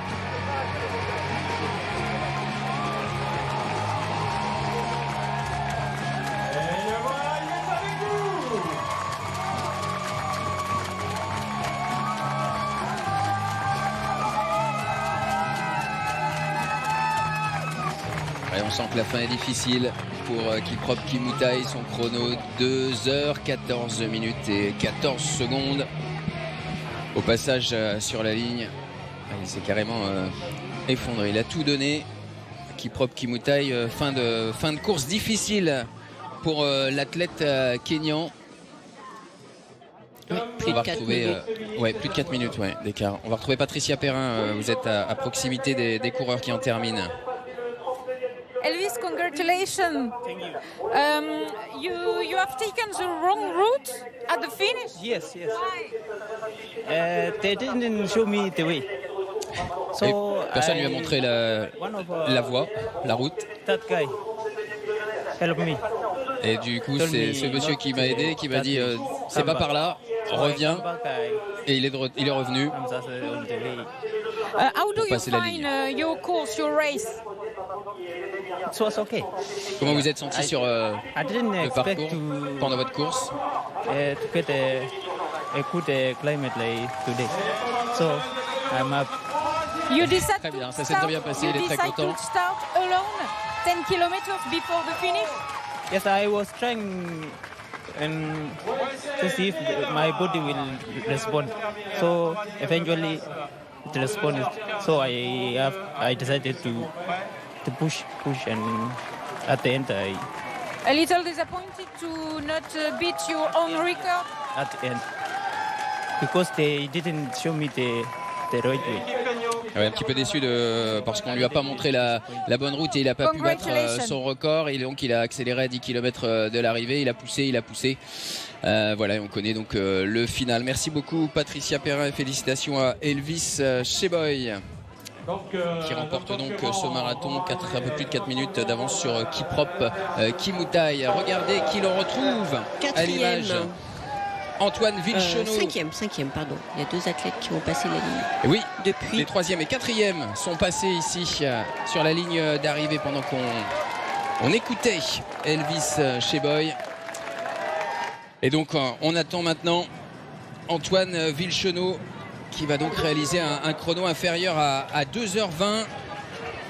Je vous rappelle la meilleure performance d'Antoine Villechonneau, 2h15-50 à Valence. Il sera un petit peu au-dessus. Valence qui est réputé pour être un marathon très roulant. La Rochelle, relativement plat. Allez, ce sont les derniers mètres encouragés par le public, le meilleur français, le meilleur régional. Antoine Villechonneau qui confirme sa grande forme en cette saison 2025. Il en termine de ce marathon de La Rochelle. Lui qui est déjà venu en 2021. Qui connaissait donc le parcours. Antoine Villechonneau, à 30 ans, va s'offrir une superbe place sur le marathon de La Rochelle. Christelle, 5e, vous nous avez dit? Oui. Oui, encouragé par le public, il ne se trompe pas de chemin. Il file, il connaît, je vous l'ai dit, il a déjà participé au marathon. C'est son 5e marathon, Antoine Villechonneau, après avoir fait 2 fois Valence et Paris, une fois en 2024. Il nous avait dit un chrono aux alentours de 2h18 et la meilleure place possible au général. Bien regardez, Christelle, quand on vise 2h18 et la meilleure place au général, avec Antoine Villechonneau, avec un passage en 1h09-27. Oui. Donc regardez une accélération progressive. Antoine Villechenot, 2h18. Le chrono, peu importe. Ouais, voilà. Et 11 secondes. Bravo à Antoine Villechenot. Il a rempli ses objectifs. On retrouve Patricia Perrin avec l'un des concurrents arrivés. Patricia. Oui, Freddy. Alors, nous étions avec Antoine. On se dirige vers Wesley. Wesley qui finit, Wesley Ledama qui finit 3e. On va laisser récupérer Antoine Villechenot. Vous le retrouverez juste après. C'est bon? Et on va retrouver Wesley. Voilà, avec Wesley, il faut faire vite parce qu'il doit ensuite partir au contrôle antidopage. What did you feel in this race? I feel good. Comment vous êtes senti sur cette course? Je me sentais bien. Je suis très content, j'ai fait mon meilleur. De mon mieux. J'ai bien fini, je suis content. You are proud of your third place? I am very proud, very proud. Congratulations. Il est très fier de sa performance. Félicitations. Merci. Et regardez qui vient d'arriver. Eh bien, le trio français. En moins de 2h19. En moins de 2h19. Bravo exactement. à tous les 4. Bravo. Ils ont vraiment mené leur course parfaitement. François Potré, Benjamin Grunetier, Théo Moussu qui en ont terminé 1 minute environ après l'arrivée d'Antoine Villechenot. On va vous donner évidemment les chronos officiels. On profite des arrivées. Donc Elvis Cheboy qui a remporté cette épreuve en 2h09.31. Kiprop Kimoutai 2e en 2h14.11. Wesley Ledama 3e en 2h15.29. Naman Kipieko 4e en 2h15.51. Et donc du côté français, Antoine Villechenot 5e en 2h18.08. C'est François Potré qui prend la 6e place en 2h18.42 secondes. Vous voyez, moins d'1 minute entre Antoine Villechenot et François Potré. Théo Moussu 7e et Benjamin Grunetier 8e. Patricia Perrin, on vous retrouve avec les Français, j'imagine. Oui, avec Antoine, 5e. Antoine, quelle course incroyable, 2h18.08 je crois. Ouais, de 18 ou quelque chose, ouais. On a eu la chance d'avoir 2 lièvres super, Baptiste et Mika, que je remercie énormément. On avait un bon petit groupe de Français. Moi, je voulais être un petit peu patient et partir à partir du 30, 32e, voire même un peu plus tard. Au final, ça s'est décanté. Ouais, je suis parti un peu tout seul à partir du 31, 32, si ma mémoire est bonne. Après, c'était à la tête. Je savais que c'était peut-être l'un de mes marathons les plus durs qui m'attendait aujourd'hui. Par rapport à vos objectifs? Par rapport à ma fin d'année, j'avais pas forcément de pression et je l'ai abordé assez particulièrement d'un point de vue mental. J'ai eu du mal à me mettre dedans et au final, j'ai voulu profiter au maximum du public rochelais. Je sais qu'il répond présent très très souvent.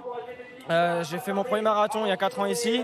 C'est une petite boucle qui vient de se terminer ici aujourd'hui et je suis ravi d'avoir partagé ça avec des amis, ma famille, mon partenaire d'entraînement Benjamin, Théo et Michael. Et voilà, le public était incroyable encore et merci La Rochelle. On l'a raconté cette histoire, mais de courir avec vos potes aussi d'entraînement, ça motive? Je sais pas si ça motive, mais ça apporte de la sérénité. On court au quotidien ensemble et en fait on est des frères d'entraînement plus que des camarades, je pense. Et bon, oui, c'est vrai que ça fait une certaine répétition, un peu comme à l'entraînement et on a l'habitude de dérouler. Voilà. Après, aujourd'hui, il y avait un bon petit groupe de Français et c'était trop cool. Merci beaucoup, félicitations. Merci beaucoup, Patricia. Effectivement, félicitations pour cette belle performance et puis d'Antoine Villechenot et puis de ceux qui s'entraînent avec lui. Allez, la première féminine, elle est là dans les pas de Maxime Bargetto. Du coup, elle n'était pas décrochée quand la caméra... On avait eu l'impression, effectivement, mais non, elle est toujours là. En tête. Exactement. Elle s'accroche. Elle a un super lièvre, on vous l'a dit en début de retransmission. Maxime Bargetto, référence du marathon Rochelais, qui donc amène Betty Chepkemoy. On va bien suivre le chrono. Vous le voyez, plus de 2h22 de course pour l'athlète kenyane. Ouais, pendant toute la course, elle était aux alentours de 2h24. On rappelle le record, 2h23.38. Ça va être compliqué également pour le battre, c'est sûr. Christelle? Oui, il aurait fallu qu'elle batte son record personnel. Et elles sont parties sur des bases trop faibles pour pouvoir aller chercher le record. Elles sont parties sur 2h25-30. Il aurait fallu qu'elles courent vraiment très vite dans le deuxième semi. On la suit en image, mais on va retrouver la réaction des autres coureurs français qui ont franchi la ligne d'arrivée en moins de 2h20, Patricia. Voilà, regardez, ils sont beaux comme ça, ils sont tous les trois. Donc là, on a la suite du podium. François Potet, deuxième. Ça va, enfin, c'était vraiment une belle course des Français aujourd'hui.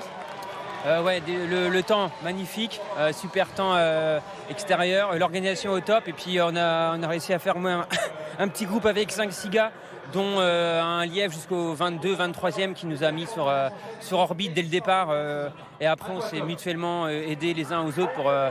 Le but c'était vraiment de finir ensemble pour aller chercher tous nos records, et il n'y avait pas tellement l'idée de finir devant l'un ou l'autre, c'est vraiment s'aider au maximum. Enfin moi c'est comme ça que je vois la course, un marathon c'est tellement long. On ne peut pas la jouer individuelle, c'est impossible. Du coup, là, vous avez tous battu vos records? Oui, ouais, bien battu. Donc, non, près de 4 minutes il y a 2 ans ici. Et surtout, merci aux gars parce que vraiment, c'était une course en groupe. Et sans eux, j'aurais jamais fait ce chrono. Au 30e, ça commençait vraiment déjà à me brûler. Je me disais, ça va pas être possible. Et grâce à eux, franchement, voilà, ce créneau, il est aussi là grâce au collectif, on va dire. Benjamin, vous finissez aussi dans ce groupe-là et vous avez votre pote qui finit premier français, Antoine. Il a salué ses partenaires d'entraînement aussi, ça vous fait plaisir pour lui? Ouais, bien sûr, on s'entraîne toute l'année ensemble. Alors là, c'est vrai que c'est un travail d'équipe avant tout, que ça soit Baptiste et Mika, qui est aussi dans mon groupe d'entraînement, qui nous ont fait Lièvre la moitié de la course déjà. Après Antoine, c'était l'objectif qu'il parte un petit peu sur la fin parce qu'il a une petite marge.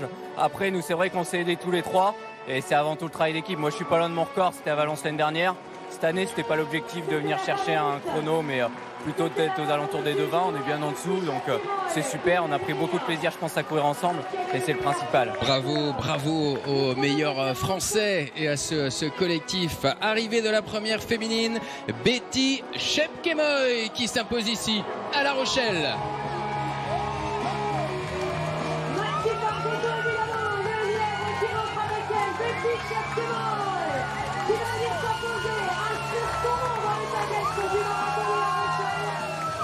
Regardez le chrono, 2h25 et un petit peu plus de 30 secondes pour son troisième marathon. Elle s'était imposée à Vienne cette année en 2h24-14, quatrième du marathon d'Istanbul. L'année dernière en 2h34-52, elle réalise un magnifique chrono en plus de 2h25.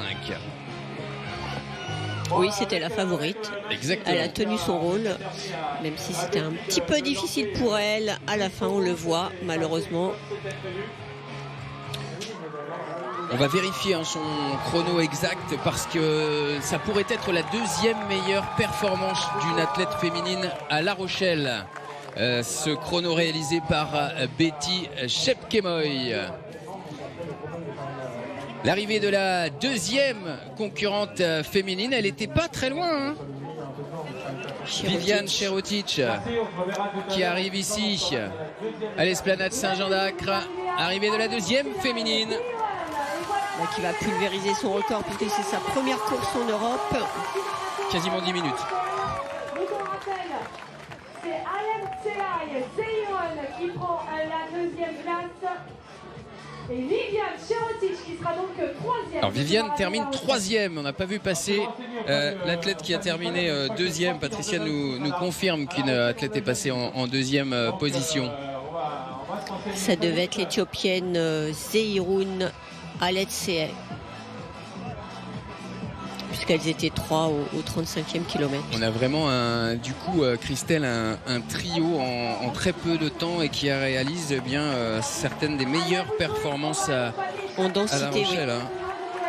Oui. Elvis Cheboy chez les garçons a réalisé le 8e meilleur chrono de l'histoire du marathon de La Rochelle. Et puis on va vérifier les chronos exacts des féminines. 2h25-32 pour Betty Chepkemoy. Donc le troisième chrono de l'histoire de La Rochelle. et Alexei Zéoroun, 2h26-14. La voici en image. Voilà, 40 secondes d'écart. Il n'avait pas vu passer après l'arrivée. Et Viviane de Betty Jepkemoi. Cherotic, 2h26-44, 30 secondes après. Donc on a les deuxième et troisième meilleures performances à La Rochelle et la cinquième avec donc le passage de Viviane Cherotic. Voilà le podium de cette épreuve féminine. Allez, l'arrivée maintenant des autres concurrences, évidemment les arrivées qui vont se succéder ici. On a Anthony Renou du Nantes Étudiant Club, c'est son deuxième, non, il a fait deux marathons, c'est son troisième. Il avait un record en 2h29-29 à Valence en 2023. Eh bien, il va le battre. Il a tout donné jusqu'au bout. Ah, c'est difficile. 2h28-40. Voilà, mais record battu pour Anthony Renou. Anthony, ça fait 2h28. 2h28, Cyril également. Cyril Valin qui a franchi la ligne en un peu moins de 2h29 lui aussi. Il a fait 2 fois Saumur, 1 fois La Rochelle. Il avait fait 2h31 ici. Il avait un objectif en 2h26, 2h27. Cyril Valin qui en termine. Et tout à l'heure, on a entendu Benjamin Gruntier qui réagissait à sa performance. On veut le féliciter aussi parce que c'est le coach. On parle des performances des athlètes, mais du groupe d'entraînement, mais aussi le coach qui planifie à l'année les plans d'entraînement, les compétitions, les entraînements. Et bravo aux entraîneurs de tous les athlètes qui ont été performants aujourd'hui. Les Français, ils ont vraiment mené une densité française impressionnante dans le top 10. Et bravo aux lièvres qui ont amené les cours à ces performances. On va en retrouver aux côtés de Patricia Perrin, justement, Christelle. Oui, on est avec Maxime Bargetto. Maxime, le lièvre des filles, comment ça s'est passé cette course? Pas mal, je pense, parce que les conditions, elles sont bonnes par rapport à ce qu'on a eu hier, mais il y avait quand même du vent, donc moi, mon travail n'était pas facilité avec ça, avec la chaussée humide toute la course. Au final, les filles, elles sont accrochées quand même, je pense, elles étaient 3 ou 4 pendant bien longtemps. Et jusqu'au 35e, elles étaient au moins 2. Après, ça a été un peu plus difficile pour elles. Je pense qu'elles ont commencé à avoir du mal à engurgiter leur boisson d'effort. Mais au final, les deux ou 3 premières, elles se sont bien accrochées. Et je pense qu'elles ont toutes fait un bon chrono, voire leur record pour la plupart. Donc je pense que c'est bien et que l'organisateur est content du chrono au final. Vous avez dû gérer, vous, à un moment, vous sentiez que il fallait pas aller plus vite? Pas à la chasse au record? Oui, du coup, on est quand même parti sur quasiment les bases du record. Donc, s'il y en avait une qui avait été très fort aujourd'hui, je pense qu'il y avait moyen de faire le record de l'épreuve. Après, à partir du ravito du 35e, là, j'ai vu clairement, il y en a une qui a dû s'arrêter pour vomir. Donc, c'est que clairement, il y a eu un problème au niveau ravito. Et après, c'est normal, à ce moment-là du marathon, c'est très difficile de s'alimenter correctement, donc c'est là où peuvent se produire les imprévus comme il y a pu avoir là, mais bon, au final elle finit la course dans un bon chrono quand même. Bon Maxime, et puis bravo à vous aussi parce qu'encore vous faites un bon temps tout en étant lièvre.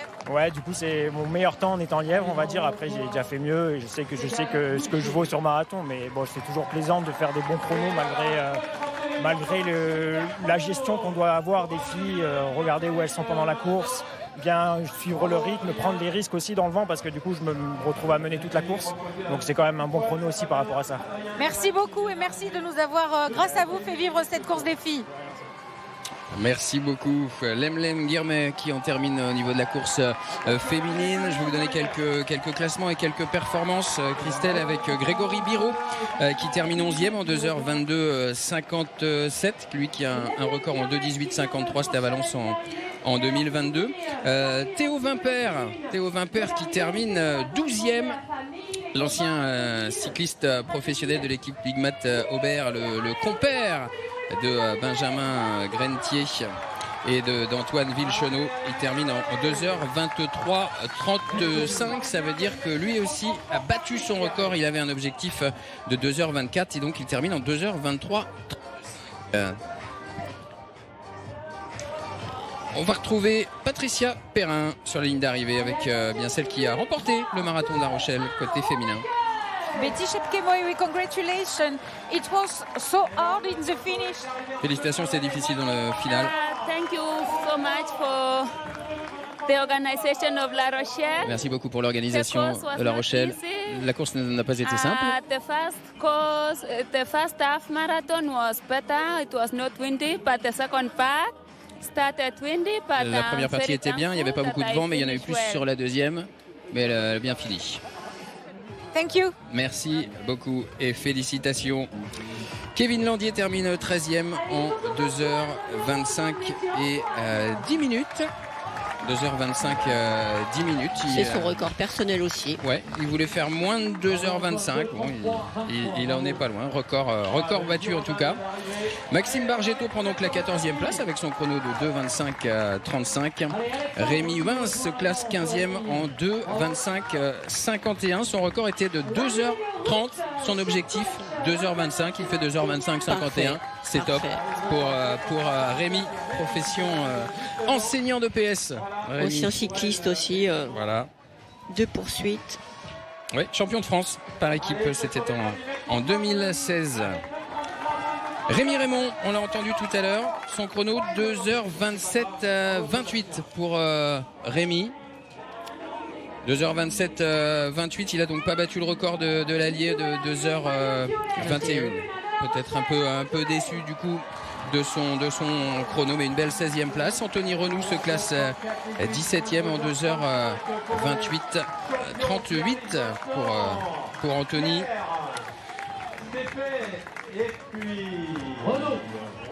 Cyril Valin 18e en 2h28-50. Christian Dréan prend la 19e place en 2h29-06. Et puis sous la barre des 2h30, on retrouve Julien Guinandi en 2h29-50 et Théo Drocourt en 2h29-51. On va retrouver Hélène Galliana. Hélène avec nombreux publics, je suppose, au marché. Oui, et puis c'est dimanche, vous savez. Oui, Freddy, c'est dimanche, alors je me suis rendue place du marché. Aujourd'hui, pour Guillaume, c'est une vente un petit peu particulière puisque Guillaume, juste en face de votre étal, passe tout simplement le marathon. Alors ça doit être un marché particulier, j'imagine. Oui, c'est une ambiance très festive du coup aujourd'hui, enfin festive surtout pour nous, hein. Toujours plus facile à regarder qu'à courir en tout cas.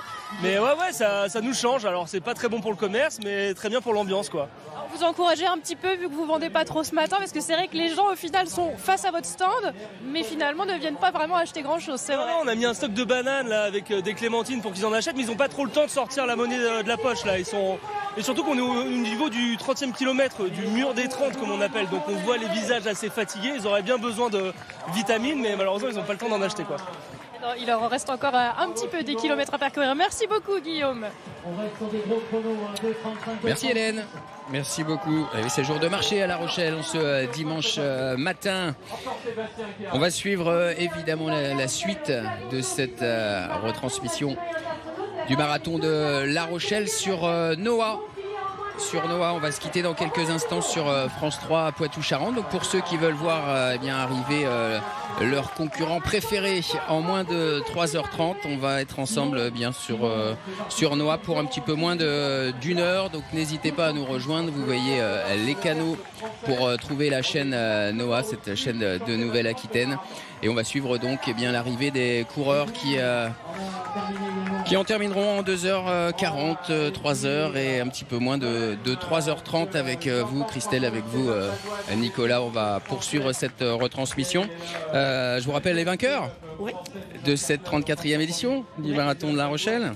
Elvis Cheboy s'impose chez les hommes en 2h09 31 avec une arrivée particulière puisque, vous l'avez vu, il s'est trompé de chemin. Alors le chrono a réajusté évidemment. 2h09 44 à annoncer sur cette palette. Des chronos qui sont officialisés plus tard par les commissaires. Ils devancent donc Kimoutai et Ledama de 4 minutes 28 et de 5 minutes 57. Le premier français Antoine Villechenot termine 5e avec un très bon chrono à 9 minutes 27 du vainqueur. Et puis du côté des féminines, la victoire de Betty Chepkemoi en 2h25 minutes et 32 secondes. Voilà, 2 très très beaux chronos par rapport aux résultats passés. Oui, tout à fait, deux très beaux chronos. Et Émilie Lasserre qui va terminer première française que l'on voit à l'image, exactement, et qu'on va suivre donc en direct dans quelques instants sur Noah. Allez, on profite encore de ces images sur France 3. Merci en tout cas de nous avoir suivis en cette matinée rochelaise pour cette 34e édition du marathon de La Rochelle. Merci à vous. On se retrouve pour ceux qui veulent poursuivre sur Noah dans quelques instants.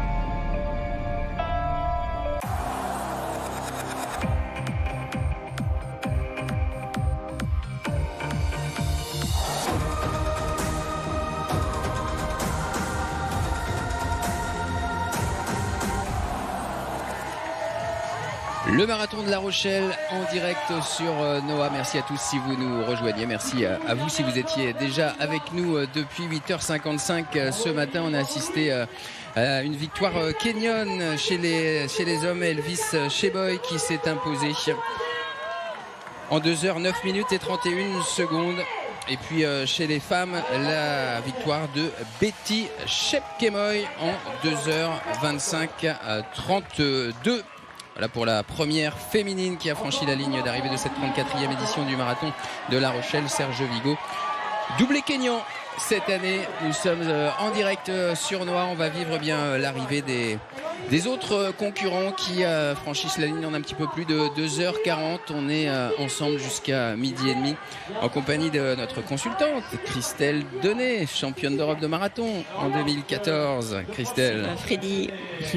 On s'est régalé ce matin. Ah oui. On a vu de sacrées performances. Le 8e meilleur chrono chez les hommes notamment. On va voir son arrivée à Elvis Cheboy qui est parti seul. Quand le lièvre s'est arrêté, il a parcouru à peu près 12 km quasiment tout seul. Oui, il était accompagné de Kimutai. Et malheureusement, il s'est trompé à l'arrivée. Il a tourné à droite au lieu de prendre le parcours qui allait vers la gauche. Et oui, les supporters, eux, ont compris, les spectateurs ont compris. Et c'est un monsieur qui est allé le chercher, qui l'a récupéré. Et vous allez voir, regardez, ils rentrent ensemble. Et il va prendre le bon parcours. Et malheureusement pour lui, il va pas réussir à battre son record qu'il aurait battu sans cette erreur de parcours. Il a fait peut-être 200 mètres en plus. Donc le temps qu'il revienne, qu'il relance, il a perdu énormément de temps. Mais il réalise néanmoins le 8e meilleur chrono de l'histoire du marathon de La Rochelle. 2h 9 minutes et 31 secondes pour parcourir les 42 km 195. Victoire d'Elvis Cheboy pour les garçons. Il devance Kiprop Kimutai qui termine en 2h14 et 11 secondes, et Wesley Ledama en 2h15 et 29 secondes, temps non officiel évidemment à confirmer. La victoire donc d'Elvis Cheboy, ici Esplanade Saint-Jean-d'Acre. On retrouve, regardez, la première française. Oui, Émilie Lasserre. Émilie Lasserre. Alors Émilie, va-t-elle réussir un beau chrono, elle qui a un record à La Rochelle en 2,45,45? Elle voulait le battre. C'était l'année dernière, c'était ici. Voilà, elle est aux alentours. Elle est partie sur les bases de 2,40 et elle perd un peu de temps à chaque... Ouais, elle s'approche de l'hôtel de ville, il lui reste moins d'1 kilomètre. Donc, Christelle, c'est jouable? 3 minutes 20 pour battre son record. C'est trop juste. Ah, c'est trop juste, dommage. On va suivre ça quand même, évidemment. Émilie Lasserre de Varennes-Vauzelles Running Elle a déjà 8 marathons à son actif. Oui, elle voulait se rapprocher de ce record parce qu'elle était performante depuis ses débuts sur marathon. Elle a gagné d'ailleurs le marathon d'Annecy l'année dernière. Elle avait terminé 5e à La Rochelle. Et déjà une belle place en 2023 également sur le podium.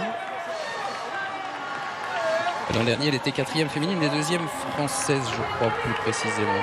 Oui, et elle détient le record de la Nièvre.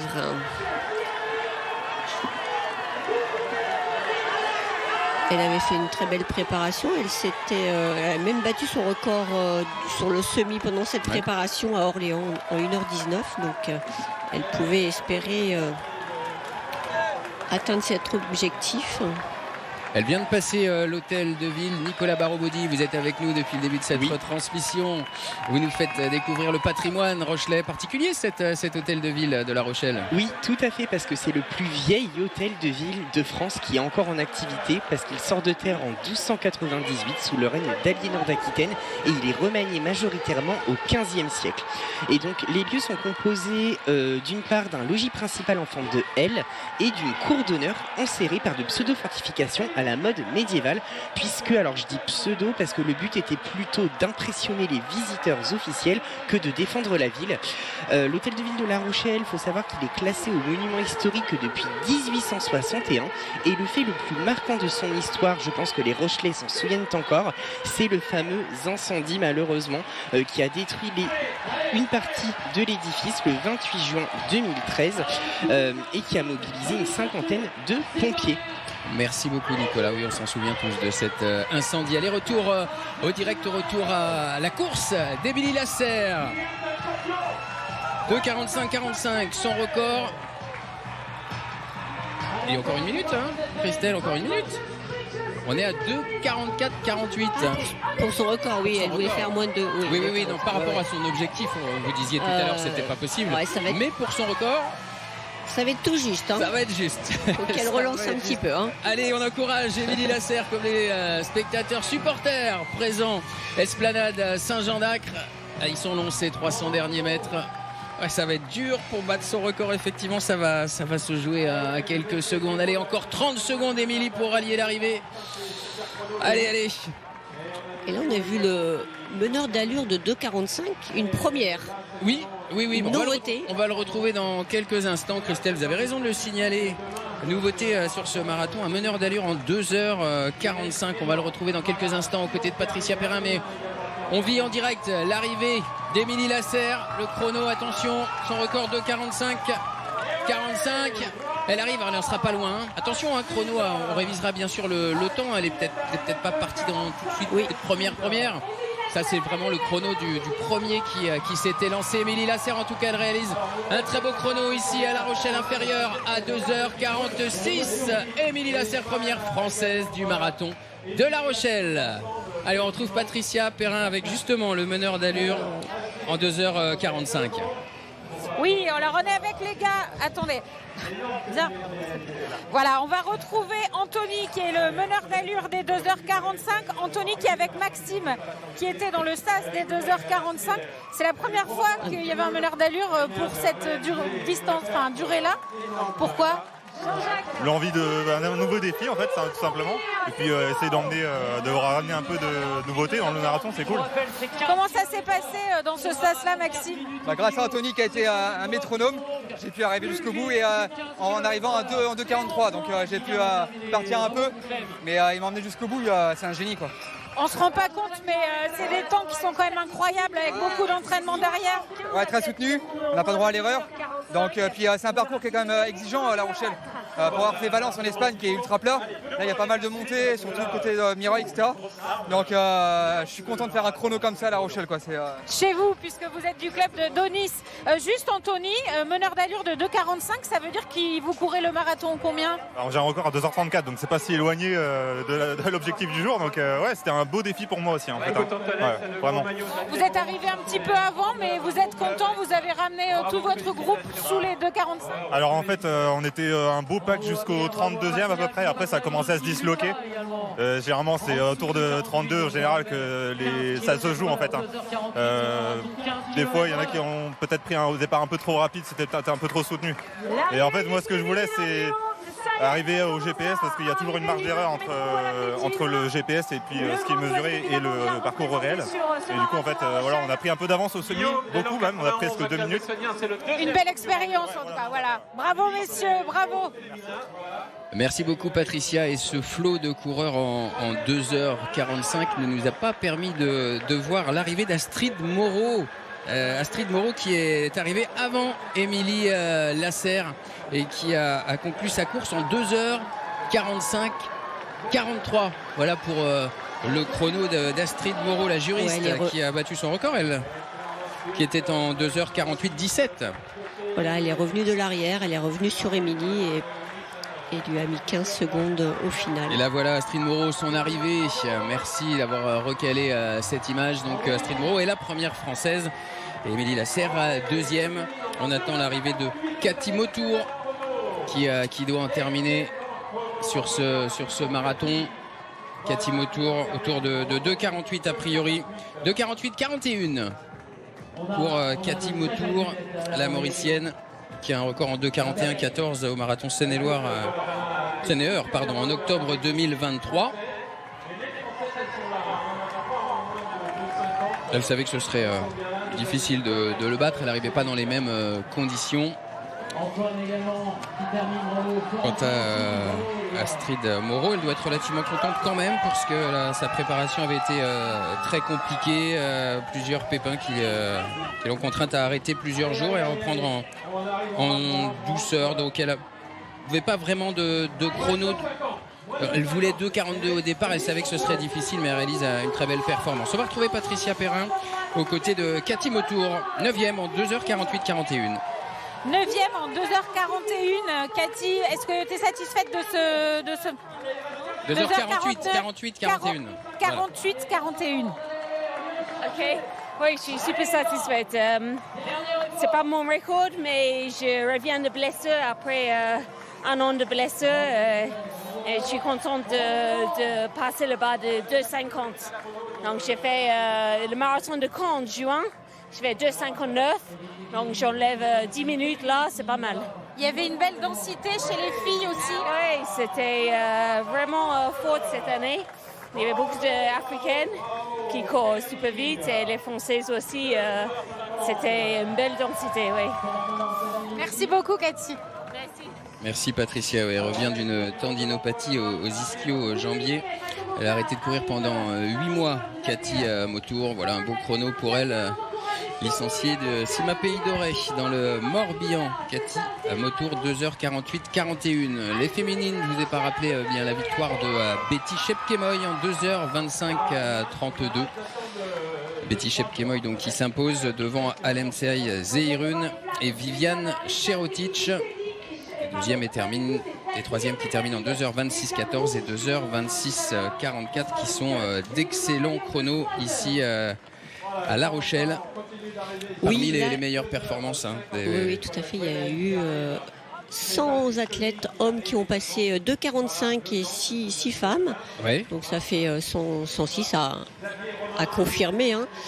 Et du coup, encore très performant ce marathon de La Rochelle. L'année dernière, il y en avait 75. Donc ça montre qu'aujourd'hui, les conditions étaient bonnes et que les athlètes ont été performants. Betty Chepkemoi qui s'impose donc en 2,25-32 réalise le troisième meilleur chrono à La Rochelle.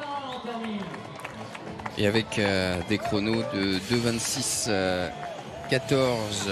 Alemsei Zehirun réalise la quatrième performance et 2,26-44 pour Viviane Cherotic, la sixième performance de l'histoire du marathon de La Rochelle, 34e édition, je vous le rappelle, cette année. Et du côté français, on a eu des beaux chronos également, notamment chez les hommes. Vous avez suivi cette course en direct avec la 5e place d'Antoine Villecheneau en 2h18-08. C'est pareil, hein, il rentre dans les 10 meilleures performances des Français à La Rochelle, Antoine Villecheneau avec ce magnifique chrono. Vraiment une belle course aujourd'hui et vous le rappeliez Christelle, notamment grâce aux conditions bien sûr et à la densité de coureurs puisqu'on l'a vu, les Français ont pu faire une course presque d'équipe si on veut. Ah oui, ça c'était très très bien et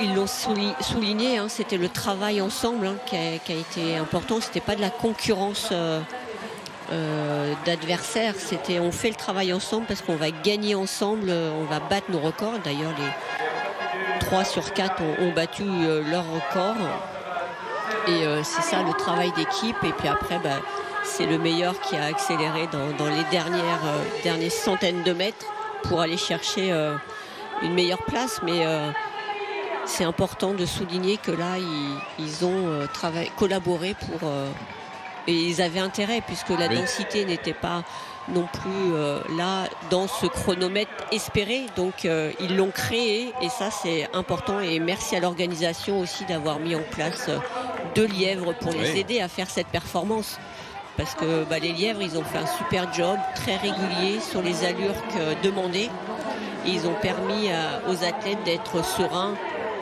jusqu'au 30e kilomètre. Et c'est eux qui se sont entendus hier pour réaliser ces chronos, ces temps de passage avec justement les lièvres qui les ont menés.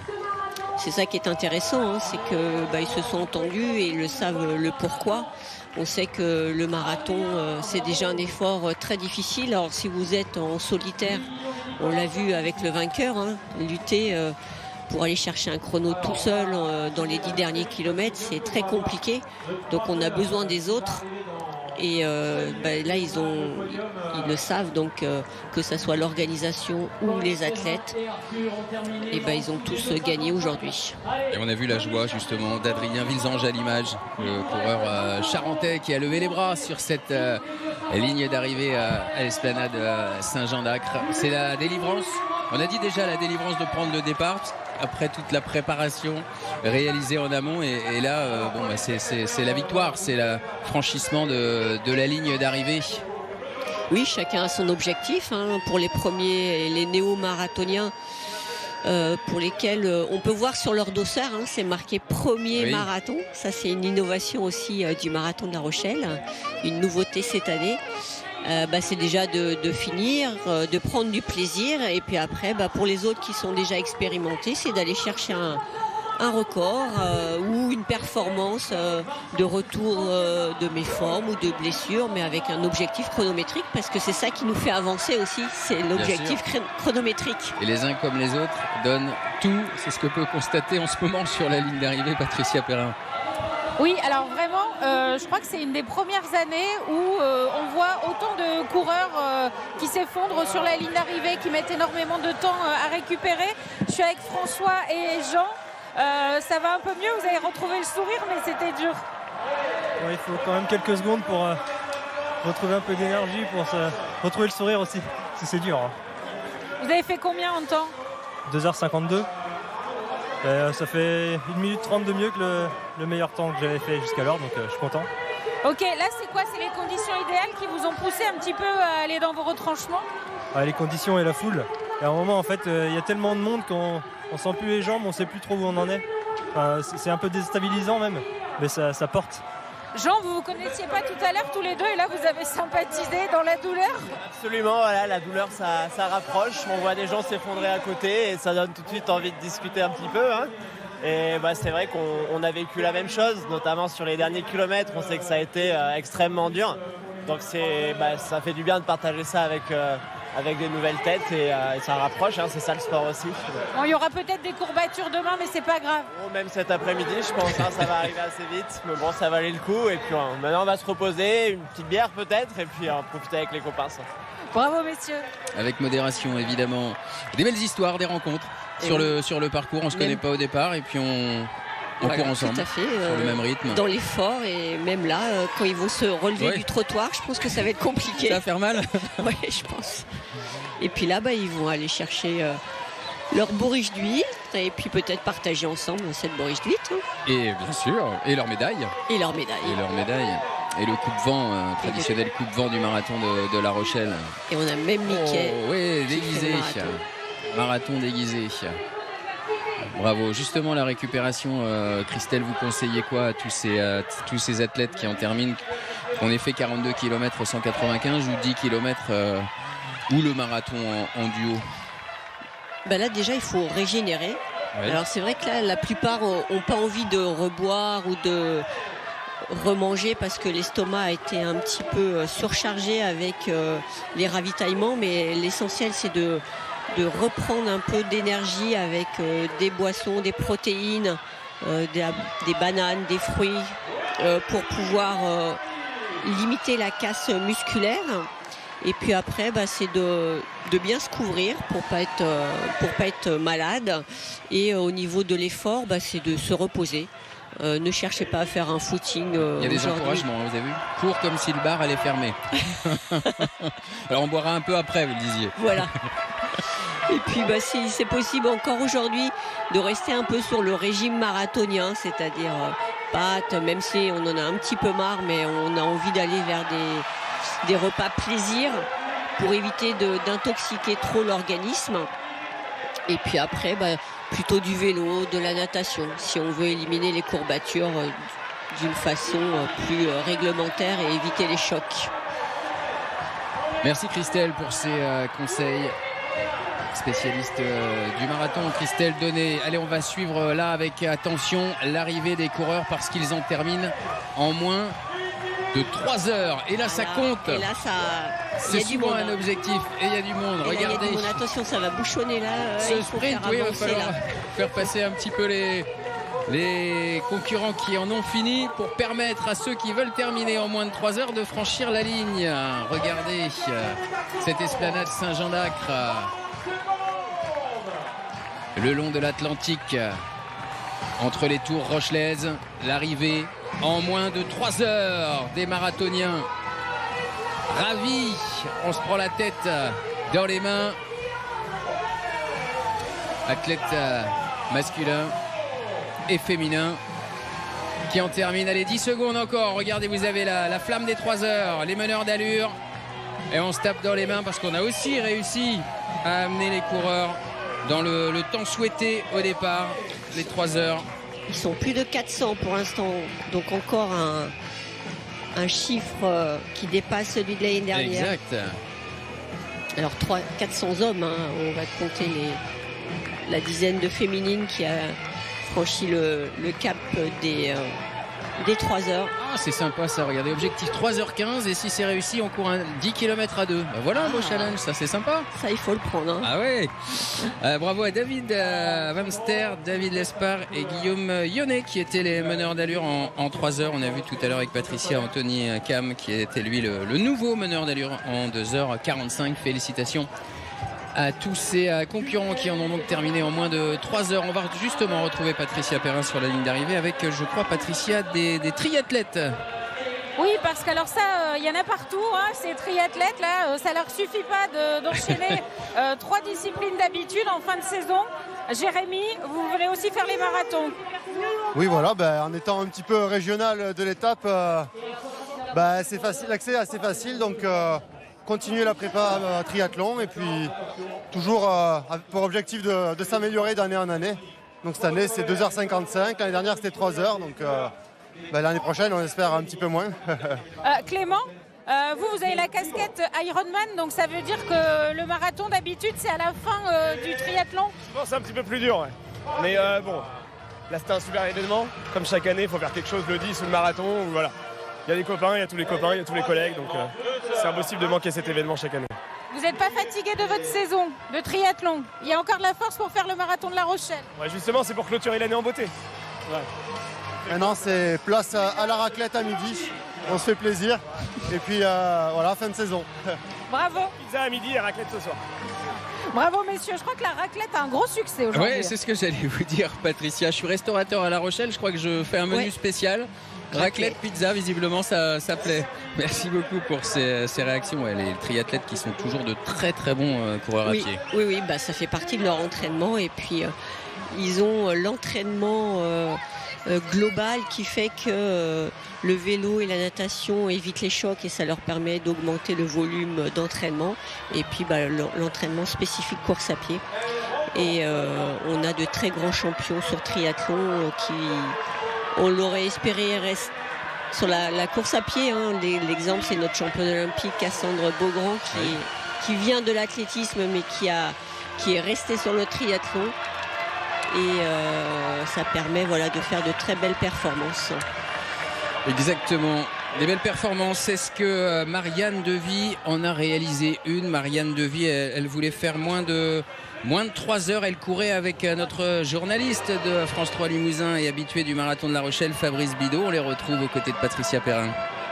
Marianne, vous avez le sourire. L'objectif, c'était 3 heures. C'est pas tout à fait passé, c'est ça? Oui, mais je suis ravie. J'avais fait le marathon il y a 2 ans, en fait. J'avais fait 3h08. Et là, on a cherché entre 2h59 et 3h04. Et je suis super contente. Un grand merci à mon lièvre, Fabrice. Et voilà, et une grosse pensée, j'embrasse très fort mes enfants, Louis et Agathe, et une grosse pensée pour Isa. Je suis ravie et on avait des conditions idéales. Parce que quand on est maman et qu'on s'entraîne pour un marathon, c'est du temps aussi pris sur la famille. Il faut que tout le monde joue le jeu. Oui, c'est ça. Et puis il faut que les enfants comprennent. Donc là, ils sont derrière moi. Normalement, ils sont derrière leur écran et heureusement qu'ils sont là. Ouais. Bon, et heureusement qu'il était là aussi. Fabrice, ça y est, un marathon de plus de bouclés.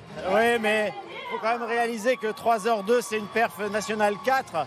D'ailleurs, c'est quand même pas rien sur marathon féminin. Ça vaut l'équivalent de 2h28 en garçon quand même. Et je pense que Marianne doit être dans le top 20. Et j'espère qu'elle est première Master 2 féminine. 18e. C'est quand même une sacrée performance. 18e, me dit Freddy. Et ben voilà, top 20, c'est super. Master 2 j'ai pas le classement Master 2. C'est 44, 49.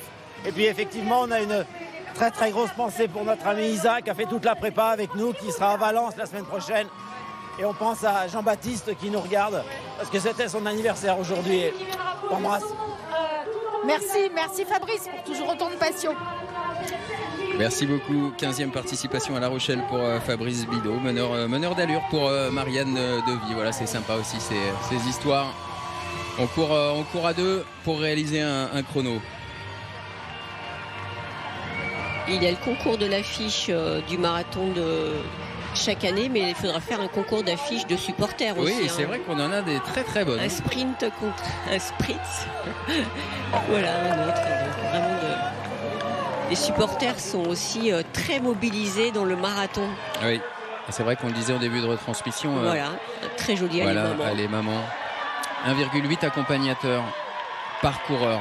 Ça vous fait du monde à La Rochelle quand on sait qu'il y avait 16 000 coureurs engagés sur les différentes épreuves cette année et 9 000 sur le marathon.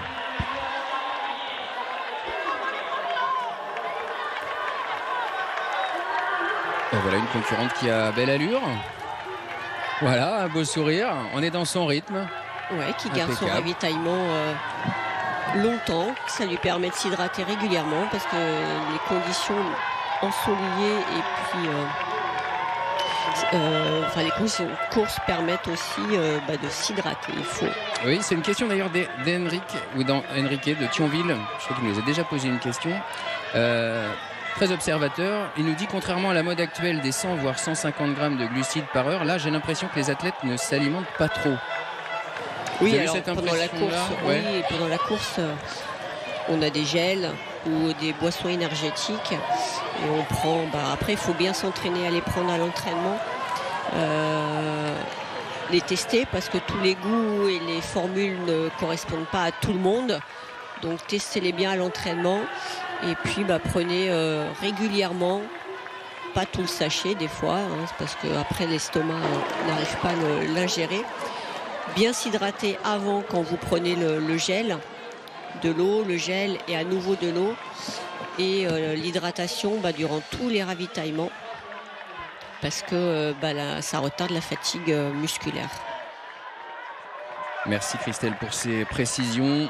Je vous rappelle côté féminin, donc la 7e place d'Astrid Moreau, meilleure française en 2h45-43. Elle devance Émilie Lasserre, 8e, Cathy Mautour, 9e. Et Camille Larousse complète le top 10 en 2h50-18. Elle voulait faire moins de 2h51. Camille, ben voilà, c'est réussi. Elle bat elle aussi son record qui était de 2h51-39 à Rotterdam cette année.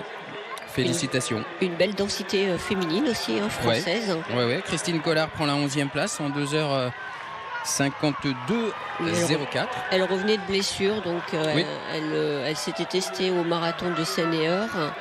Et là, elle voulait essayer quand même d'approcher les 2h40. Elle a testé en début de course, mais ça n'a pas tenu. Carla Lumeau termine 12e en 2h55-31. Flavie Brémaud, 13e en 2h55-56. Lucille Ducouré, 14e en 2h57-33. Marie-Sam complète le top 15 en 2h58-13.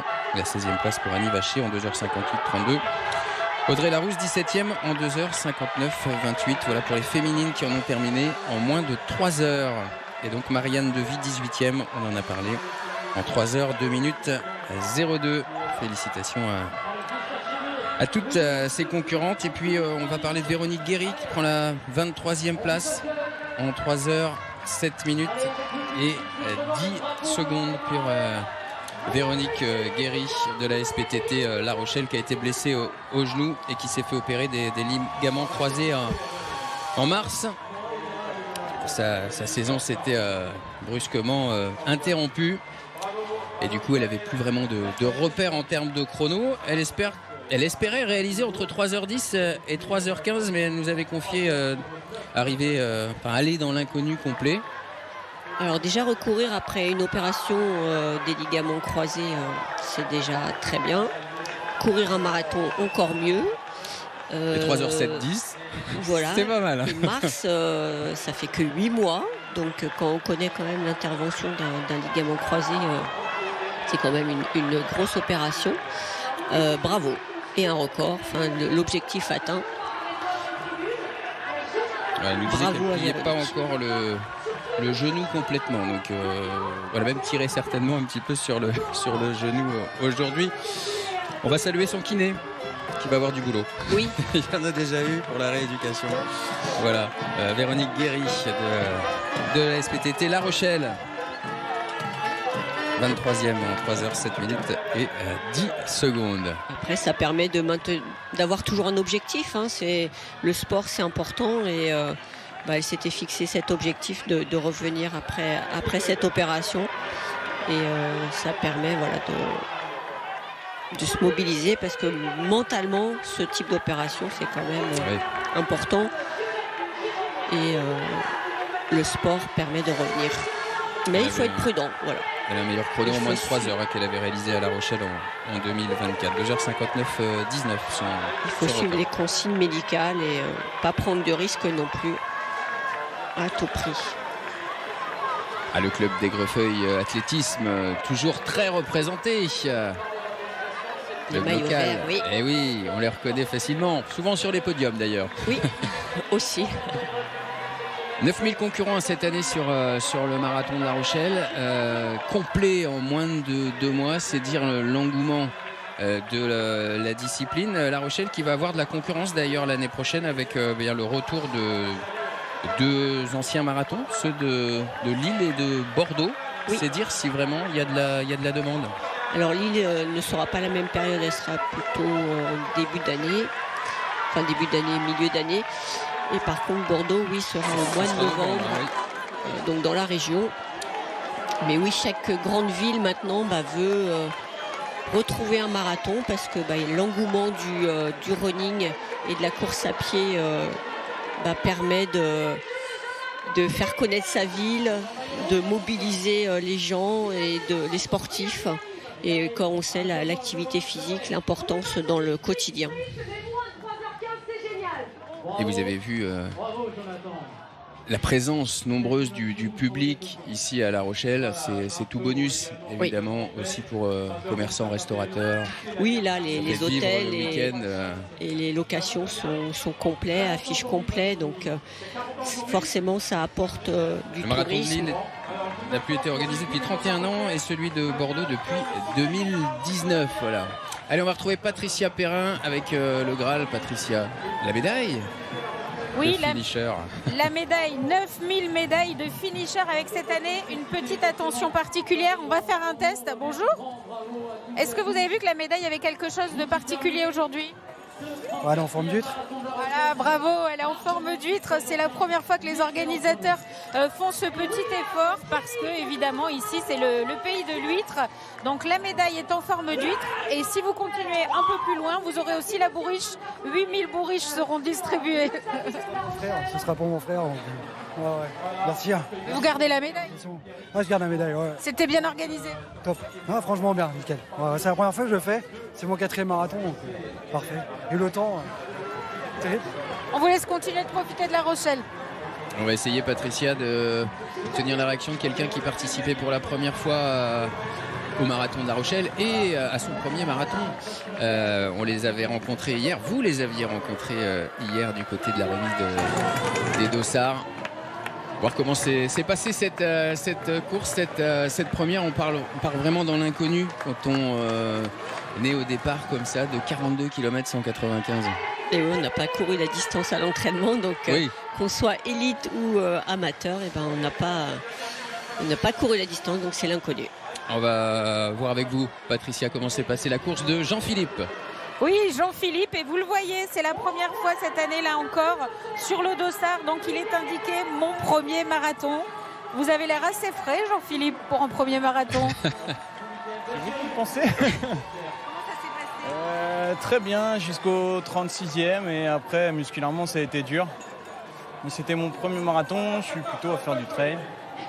Et je pense que j'étais un peu court sur la prépa aussi, donc c'est à peu près normal, mais je suis quand même dans l'objectif que je m'étais donné, fixé. Comment vous vous êtes lancé dans ce marathon ? Vous couriez ou c'était un pari ? Oui, si, je courais, mais j'avais jamais trop fait de route. Et en fait, les 2 dernières années, c'était un peu compliqué de pouvoir vraiment s'entraîner parce qu'on a 2 petits-enfants en bas âge à la maison. Et au fur et à mesure, je me suis dit, ce serait bien d'avoir des références sur route aussi. Donc j'ai fait le semi de Rennes il y a 5 semaines. Et je m'étais dit que j'allais enchaîner avec La Rochelle, comme ça, ce serait fait.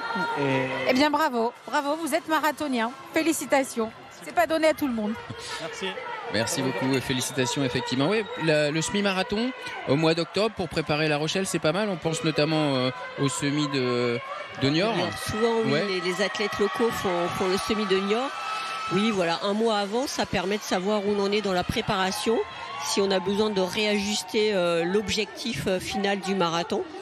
Après, 3 semaines, c'est un petit peu court pour récupérer après, donc 4-5 semaines, c'est parfait. Niort, c'est à peu près ça, c'est un mois. Oui, voilà. Tout petit peu après, plus ça peut être 6 semaines. Oui. Vaut mieux plus loin que plus près. Un 10 km, on a moins ça permet de faire une course et puis de savoir où on en est, mais il y a on peut moins juger l'état de forme par rapport à la course est courte. Oui. Donc par rapport à un marathon, on est plus loin dans les deltas, donc il vaut mieux un semi plus de références ou un trail des fois. Oui. En fait aussi ce qui est important, c'est mentalement, c'est-à-dire sortir un peu de la routine de l'entraînement et faire une compétition, c'est intéressant aussi sur ce plan-là. Après, il y en a qui sont adeptes de courir à l'allure marathon, le semi-marathon, et puis d'autres qui sont adeptes à courir vite, voilà, pour savoir où est-ce qu'ils en sont. Et les deux méthodes sont bonnes. Et pour la récupération, on les a vus. Oui. Ah, là, ça va faire mal. Là, ça va faire mal, ouais. Est-ce que les huîtres sont une bonne solution pour récupérer ? On va poser la question à Hélène Galliana. Moi, je bouge pas. Je vais même vous la poser. Monsieur, est-ce que les huîtres, c'est un bon moyen de récupération après un marathon ? Étant donné que moi, personnellement, je suis marathonien et que j'aime pas les huîtres, donc je vous le dirai pas. Mais non, ils sont tous très heureux d'avoir une bruche d'huîtres. Ils vont les manger, vous inquiétez pas. Ça fait partie des traditions même. Absolument. Alors, depuis le nombre d'années, je sais pas, vous voyez, qu'elle rigole, hein, parce qu'on se connaît, voilà. C'est une tradition, les huîtres, c'est bonne. Oui. Ah oui, c'est une très bonne. Très bonne. Et moi, c'est surtout les huîtres. C'est moins le coupe-vent. Mon mari me disait, tu vas voir le coupe-vent? Je dis non, les huîtres. Nous, marathon pour les huîtres, madame. Merci. Ça a été, ouais. Voilà, oui. Merci beaucoup. SPTT La Rochelle, voilà, les huîtres pour madame, le coupe-vent pour monsieur. Ben oui, les huîtres, hein, plein de minéraux, donc de l'iode. Pour la récupération, c'est parfait. Et un passage auprès des kinés et ostéos à la fin, c'est pas mal non plus, même si ça fait mal.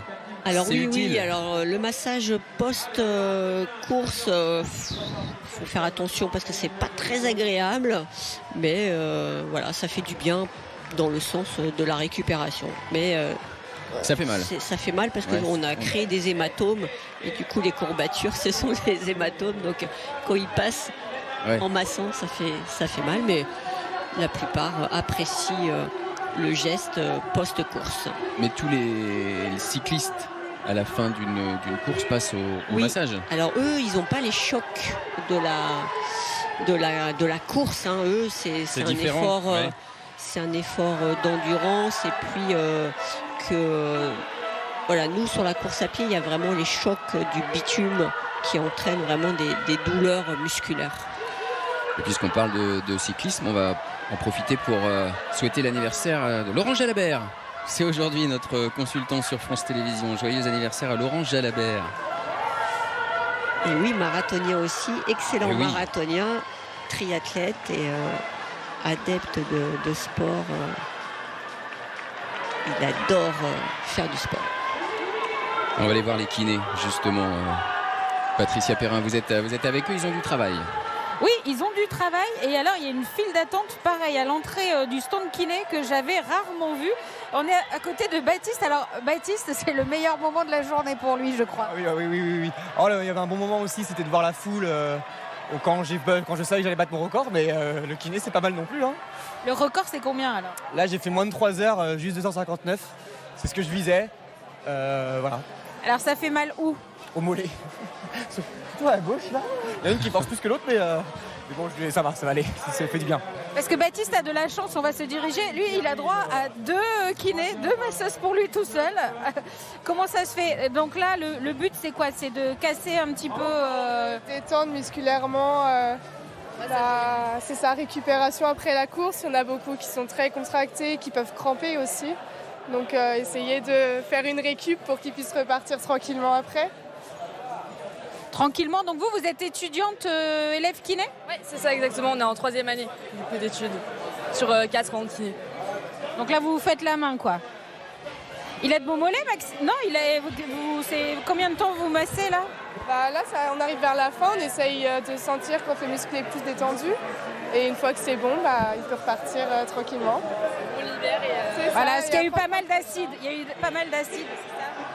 Oui, c'est ça. Et puis l'effort sur 42 km, c'est quand même intense pour le corps. Voilà. Grosse contrainte, donc on aide à la récupération.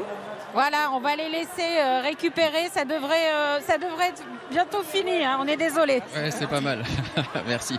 C'était notre deuxième séquence mollet du jour. Oui, après ceux de Benjamin Grentier. Exactement, qu'on a vu en direct tout à l'heure, en tête à des meilleurs Français. L'entraîneur de Haute-Vienne qui a réalisé un beau chrono lui aussi sur cette course. On profite de ces magnifiques images de La Rochelle. Oui, maintenant, place à la récupération. La plupart, c'était l'objectif final de l'année. Quelques semaines sans courir et puis une reprise en début d'année avec un nouvel objectif. On voit l'hôtel de ville. On a découvert l'une des tours de La Rochelle, Nicolas. Regardez ce vieux port qui est encadré par 2 tours. Oui, alors du coup là vous avez la tour de la chaîne. Alors pour la petite histoire, c'est elle qui servait à ouvrir et fermer le port avec une chaîne qui était tendue au niveau du petit bâtiment là avec les différents trous sur votre gauche.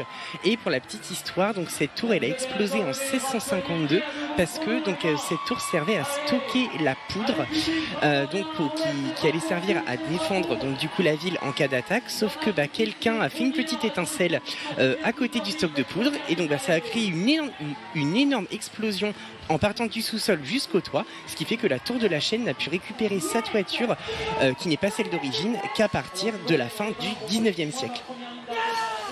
Merci Nicolas et merci à Raphaël Gaborio pour ces belles images. Moyen technique de Régis Réveillé, merci à tous, merci à Marilyn qui a assuré notre opération ici au marathon de La Rochelle pour vous faire vivre en direct depuis ce matin 8h55 cette 34e édition du marathon de La Rochelle avec des superbes chronos, avec une arrivée très particulière du vainqueur qui malheureusement s'est trompé dans les 200 derniers mètres. Il a tourné à droite au lieu de filer et d'arriver sur l'esplanade Saint-Jean-d'Acre. Et donc il a perdu un petit peu de temps et il n'a pas réussi malheureusement pour lui à battre son record personnel. Mais bon, il l'a dans les jambes, c'est sûr.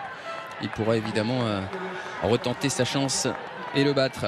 On a cru d'ailleurs, Christelle, à un record sur le début du parcours des élites. Ce record du marathon en 2h07-13. Ils étaient partis fort. Ça n'a pas tenu, mais on y a cru un petit moment. Oui, ils ont fait jusqu'au semi, ils étaient en 1:03:15, donc sur les bases de 2h06:30, donc largement en dessous du record de l'épreuve. Et après, on sait que dès lors que le lièvre s'écarte, les athlètes se retrouvent seuls et puis temporisent dans un premier temps. Et puis après, les forces s'amenuisent parce que ils sont tout seuls. C'était le cas de Elvis Cheboy, fin de course. Donc il a tenté tout ce qu'il pouvait.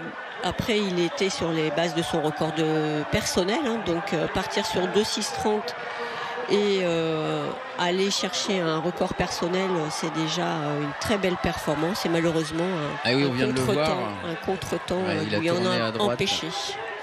Parce que là, il n'y a plus de motos qui accompagnent sur cette fin de parcours. Oui, c'est ce qu'il a dit. Il était un peu perturbé par le fait que c'est comme une dérivation à droite. Et eux reprennent à gauche. Et malheureusement, oui, vous le disiez, Christelle, il a dit que personne ne lui avait indiqué. Voilà, et puis il y avait un changement de nature de route. Oui, aussi. On est passé du bitume au pavé. Et du coup, il a suivi la route en bitume au lieu de chercher... les pavés. La ligne d'arrivée, manque de lucidité, exactement le souffle Raphaël Gaborio qui connaît bien la course à pied, qui s'entraîne régulièrement et qui assure la réalisation de ce marathon. C'est vrai, manque de lucidité effectivement pour allier l'arrivée et c'est dommage puisque du coup il n'a pas battu son record personnel. Il a été salué, vous l'avez vu, par Nicolas Moni, l'organisateur, le salarié de l'association qui réalise ce marathon, qui sélectionne ces athlètes qui viennent tenter de battre les records et puis qui les encourage sur le parcours. Ouais, l'association elle va être satisfaite de cette journée. On voyait une belle journée de sport, une belle journée ensoleillée. Les gens vont repartir avec le sourire et c'est ce que veut Dominique Rouget, le président. Des gens heureux de cette manifestation et les athlètes le disent aussi, c'est l'organisation est parfaite et ils ont envie de revenir. J'ai un exemple, j'ai discuté avec un athlète hier, il a commencé son premier marathon ici en 2002. Ah oui. Et il est revenu aujourd'hui faire son 100e et il a couru 2 ou 3 marathons en plus cette année pour que le 100e soit ici à La Rochelle. Et du coup, il voulait faire un petit clin d'œil à l'organisation parce que il apprécie fortement cette organisation. Eh bien, on salue Dominique Rouget, le président qui vient de passer juste à côté de nous. Et on va retrouver Patricia Perrin avec d'autres concurrents sur la ligne d'arrivée. Oui, alors là, je suis tombée sur 3 joyeux Lascar qui me disent on va essayer de faire honneur au maillot. Et quand vous regardez leur maillot, il y a écrit Kenya. Messieurs, expliquez-nous. Mais on a voulu faire honneur à la nation, malheureusement, on n'est pas que Kenyan, on fait des beaux chronos, on est content, on est revenu un peu sur La Rochelle, on est content, enfin, on fait des beaux chronos, on est heureux comme tout, on n'est plus très lucide pour parler là. Est-ce que ça vous a aidé de penser que vous étiez Kenyan? Ah oui, le public rochelais a été génial, on entendait des allez Kenya, allez les Kenyans, franchement on s'est régalé, c'est pas de web pour ta part. Bon, alors, toi quand même, t'es pas Kenyan, mais tu me dis que tu viens De Cayenne. de Cayenne. C'est ça, j'ai fait la route jusqu'ici pour faire le marathon avec les copains. Et c'était vraiment chouette. Franchement, le public il est énorme. Jusqu'au 30e kilomètre, le sourire, le smile. Et on a eu du soleil, c'était pas gagné en début de semaine, le soleil. Que de la pluie, demain de la pluie, donc franchement on est heureux. On est des sportifs amateurs. C'est dur de concilier le travail et 6-7 entraînements par semaine, mais quand ça passe, c'est que du plaisir. Voilà, donc là vous allez profiter tous les 3. Restaurant Kenyan à midi, non? Ouais, bien sûr, là un gros Big Mac, ça va être correctement ça. Voilà, bon c'est pas bon, hein. Raclette là, je sais pas, bon. Je sais pas combien ils ont dépensé de calories sur un marathon, Freddy? Je vais demander à Christelle, c'est compliqué, ça dépend. C'est difficile, mais beaucoup. Mais c'est surtout de se faire plaisir parce qu'on a un peu été restreint sur le plan des repas plaisir depuis quelques semaines. Merci beaucoup et félicitations. Ils avaient raison de porter un maillot à l'effigie du Kenya, puisqu'on a un doublé kényan cette année à La Rochelle avec la victoire chez les dames de Betty Chepkemoi. Elle était favorite, elle s'est imposée en 2h25 minutes et 32 secondes. Betty Chepkemoi, vous voyez son arrivée bien menée par Maxime Bargetto, le lièvre. Elle réalise l'un des meilleurs chronos de l'histoire du marathon de La Rochelle. Donc doublé kényan avec cette victoire de Betty Chepkemoi chez les dames, 2h25-32. Et d'Elvis Cheboy chez les garçons en 2h09 minutes et 31 secondes. C'était le 8e meilleur chrono de l'histoire pour Elvis Cheboy. On a vécu du coup une épreuve assez historique cette année, pas de record mais des grosses performances. Merci beaucoup. De la densité. Christelle Denet d'avoir commenté cette épreuve à mes côtés, c'était très sympathique. Merci beaucoup. Nicolas Barraud-Body qui était avec nous pour bien nous commenter ces belles vues de La Rochelle. Merci beaucoup Freddy. Merci beaucoup Nicolas. Félicitations donc à Betty Chepkemoi et à Elvis Cheboy, lauréat de la 34e édition du marathon de La Rochelle, Serge Vigo. Et félicitations à tous ceux qui ont franchi la ligne d'arrivée de ce marathon. C'était un plaisir de commenter cette épreuve. Merci à vous de nous avoir suivis et bonne fin de journée sur Noah.